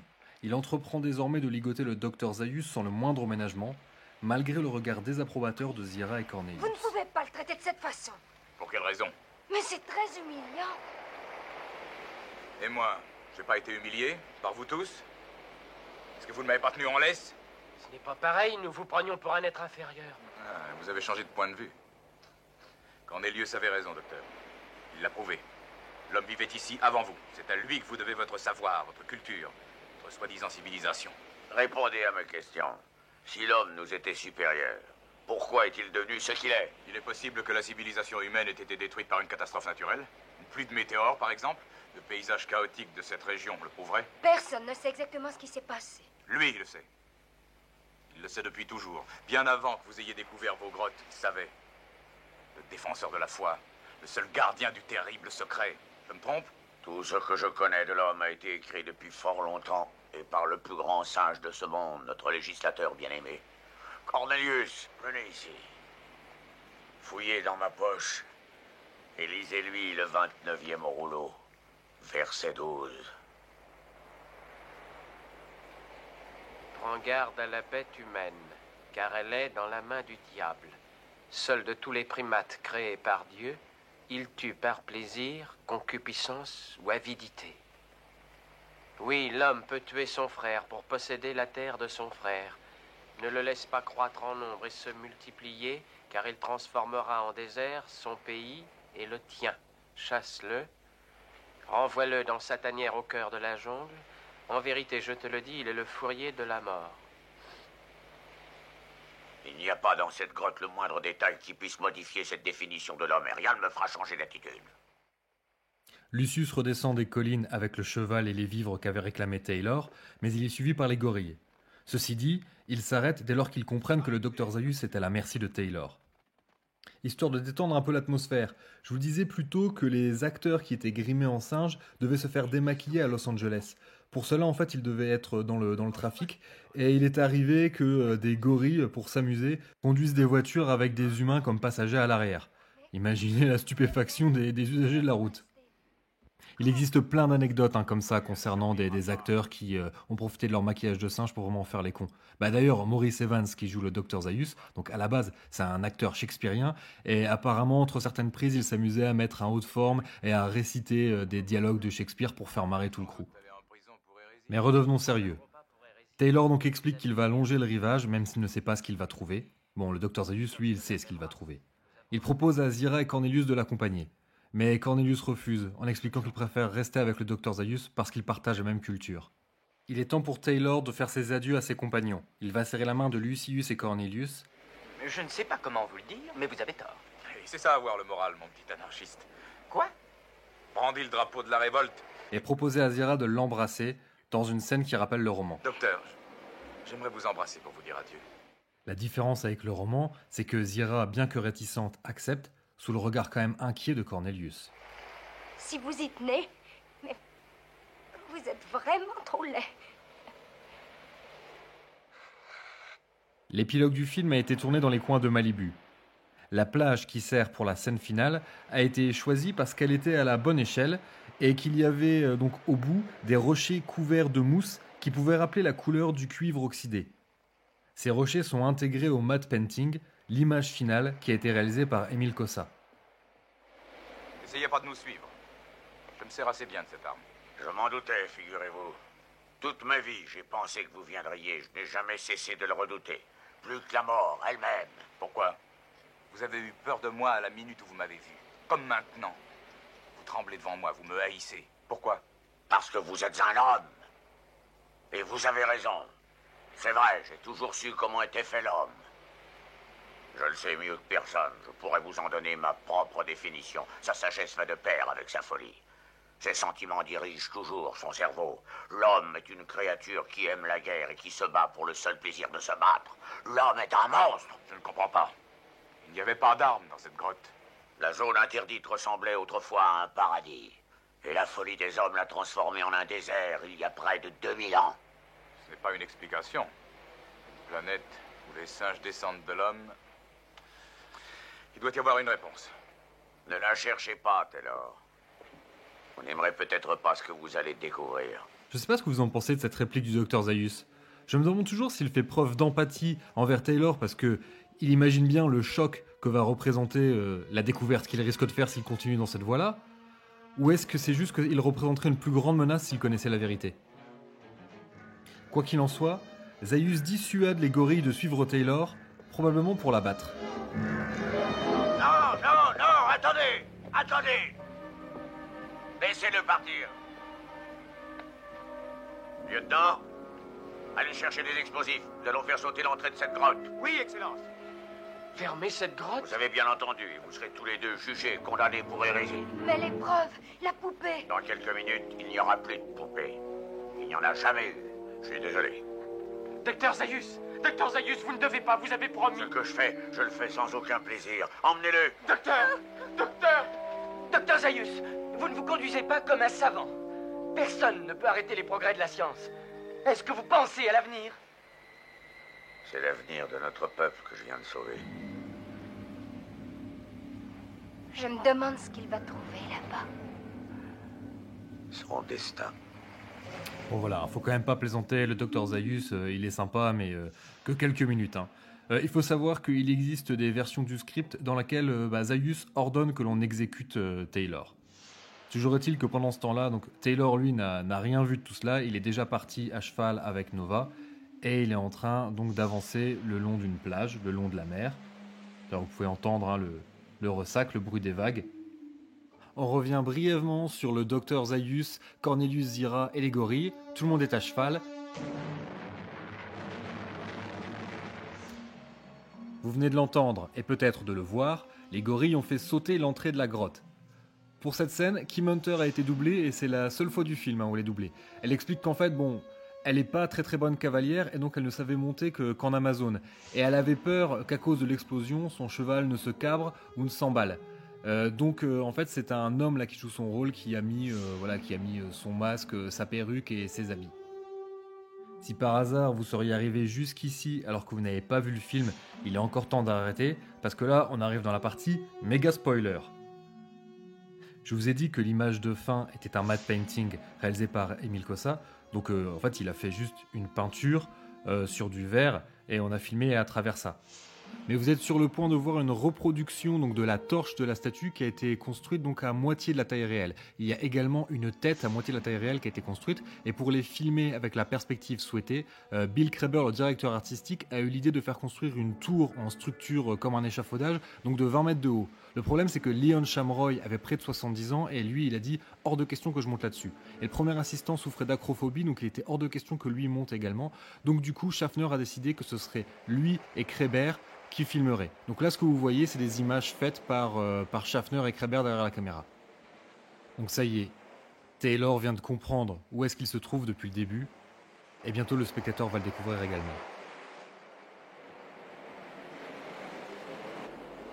C'est pas vrai. C'est pas possible. 2000 ans plus tard, nous étions revenus sur la Terre.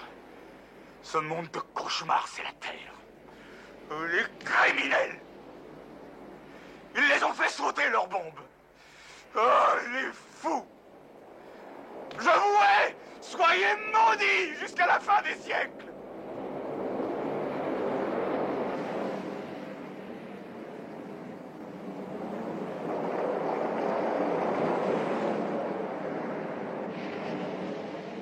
Merci d'avoir suivi cet épisode. Il reste encore beaucoup de choses à dire concernant Planet of the Apes, mais on va s'arrêter là. J'ai envie qu'on reste sur cette image finale. N'hésitez pas à consulter le descriptif de l'épisode. Dedans, vous retrouverez tous les liens que j'ai donnés précédemment et également des références vers certains livres. Si ça intéresse certains, je peux refaire le même épisode, mais au lieu de mettre la piste en VF, je peux mettre la piste en VO. N'hésitez pas à me le dire. Et voilà, s'il y a des choses que vous trouvez que j'ai un peu trop survolées ou des choses que j'ai oubliées, n'hésitez pas. Hein, ça me ferait vraiment plaisir de partager ça avec vous. Le prochain épisode sera consacré à Beneath the Planet of the Apes. Peut-être qu'entre-temps, il y aura une ape list qui sera mise en ligne. En attendant, portez-vous bien, prenez soin de vous et de ceux que vous aimez, et à bientôt les Spartiates.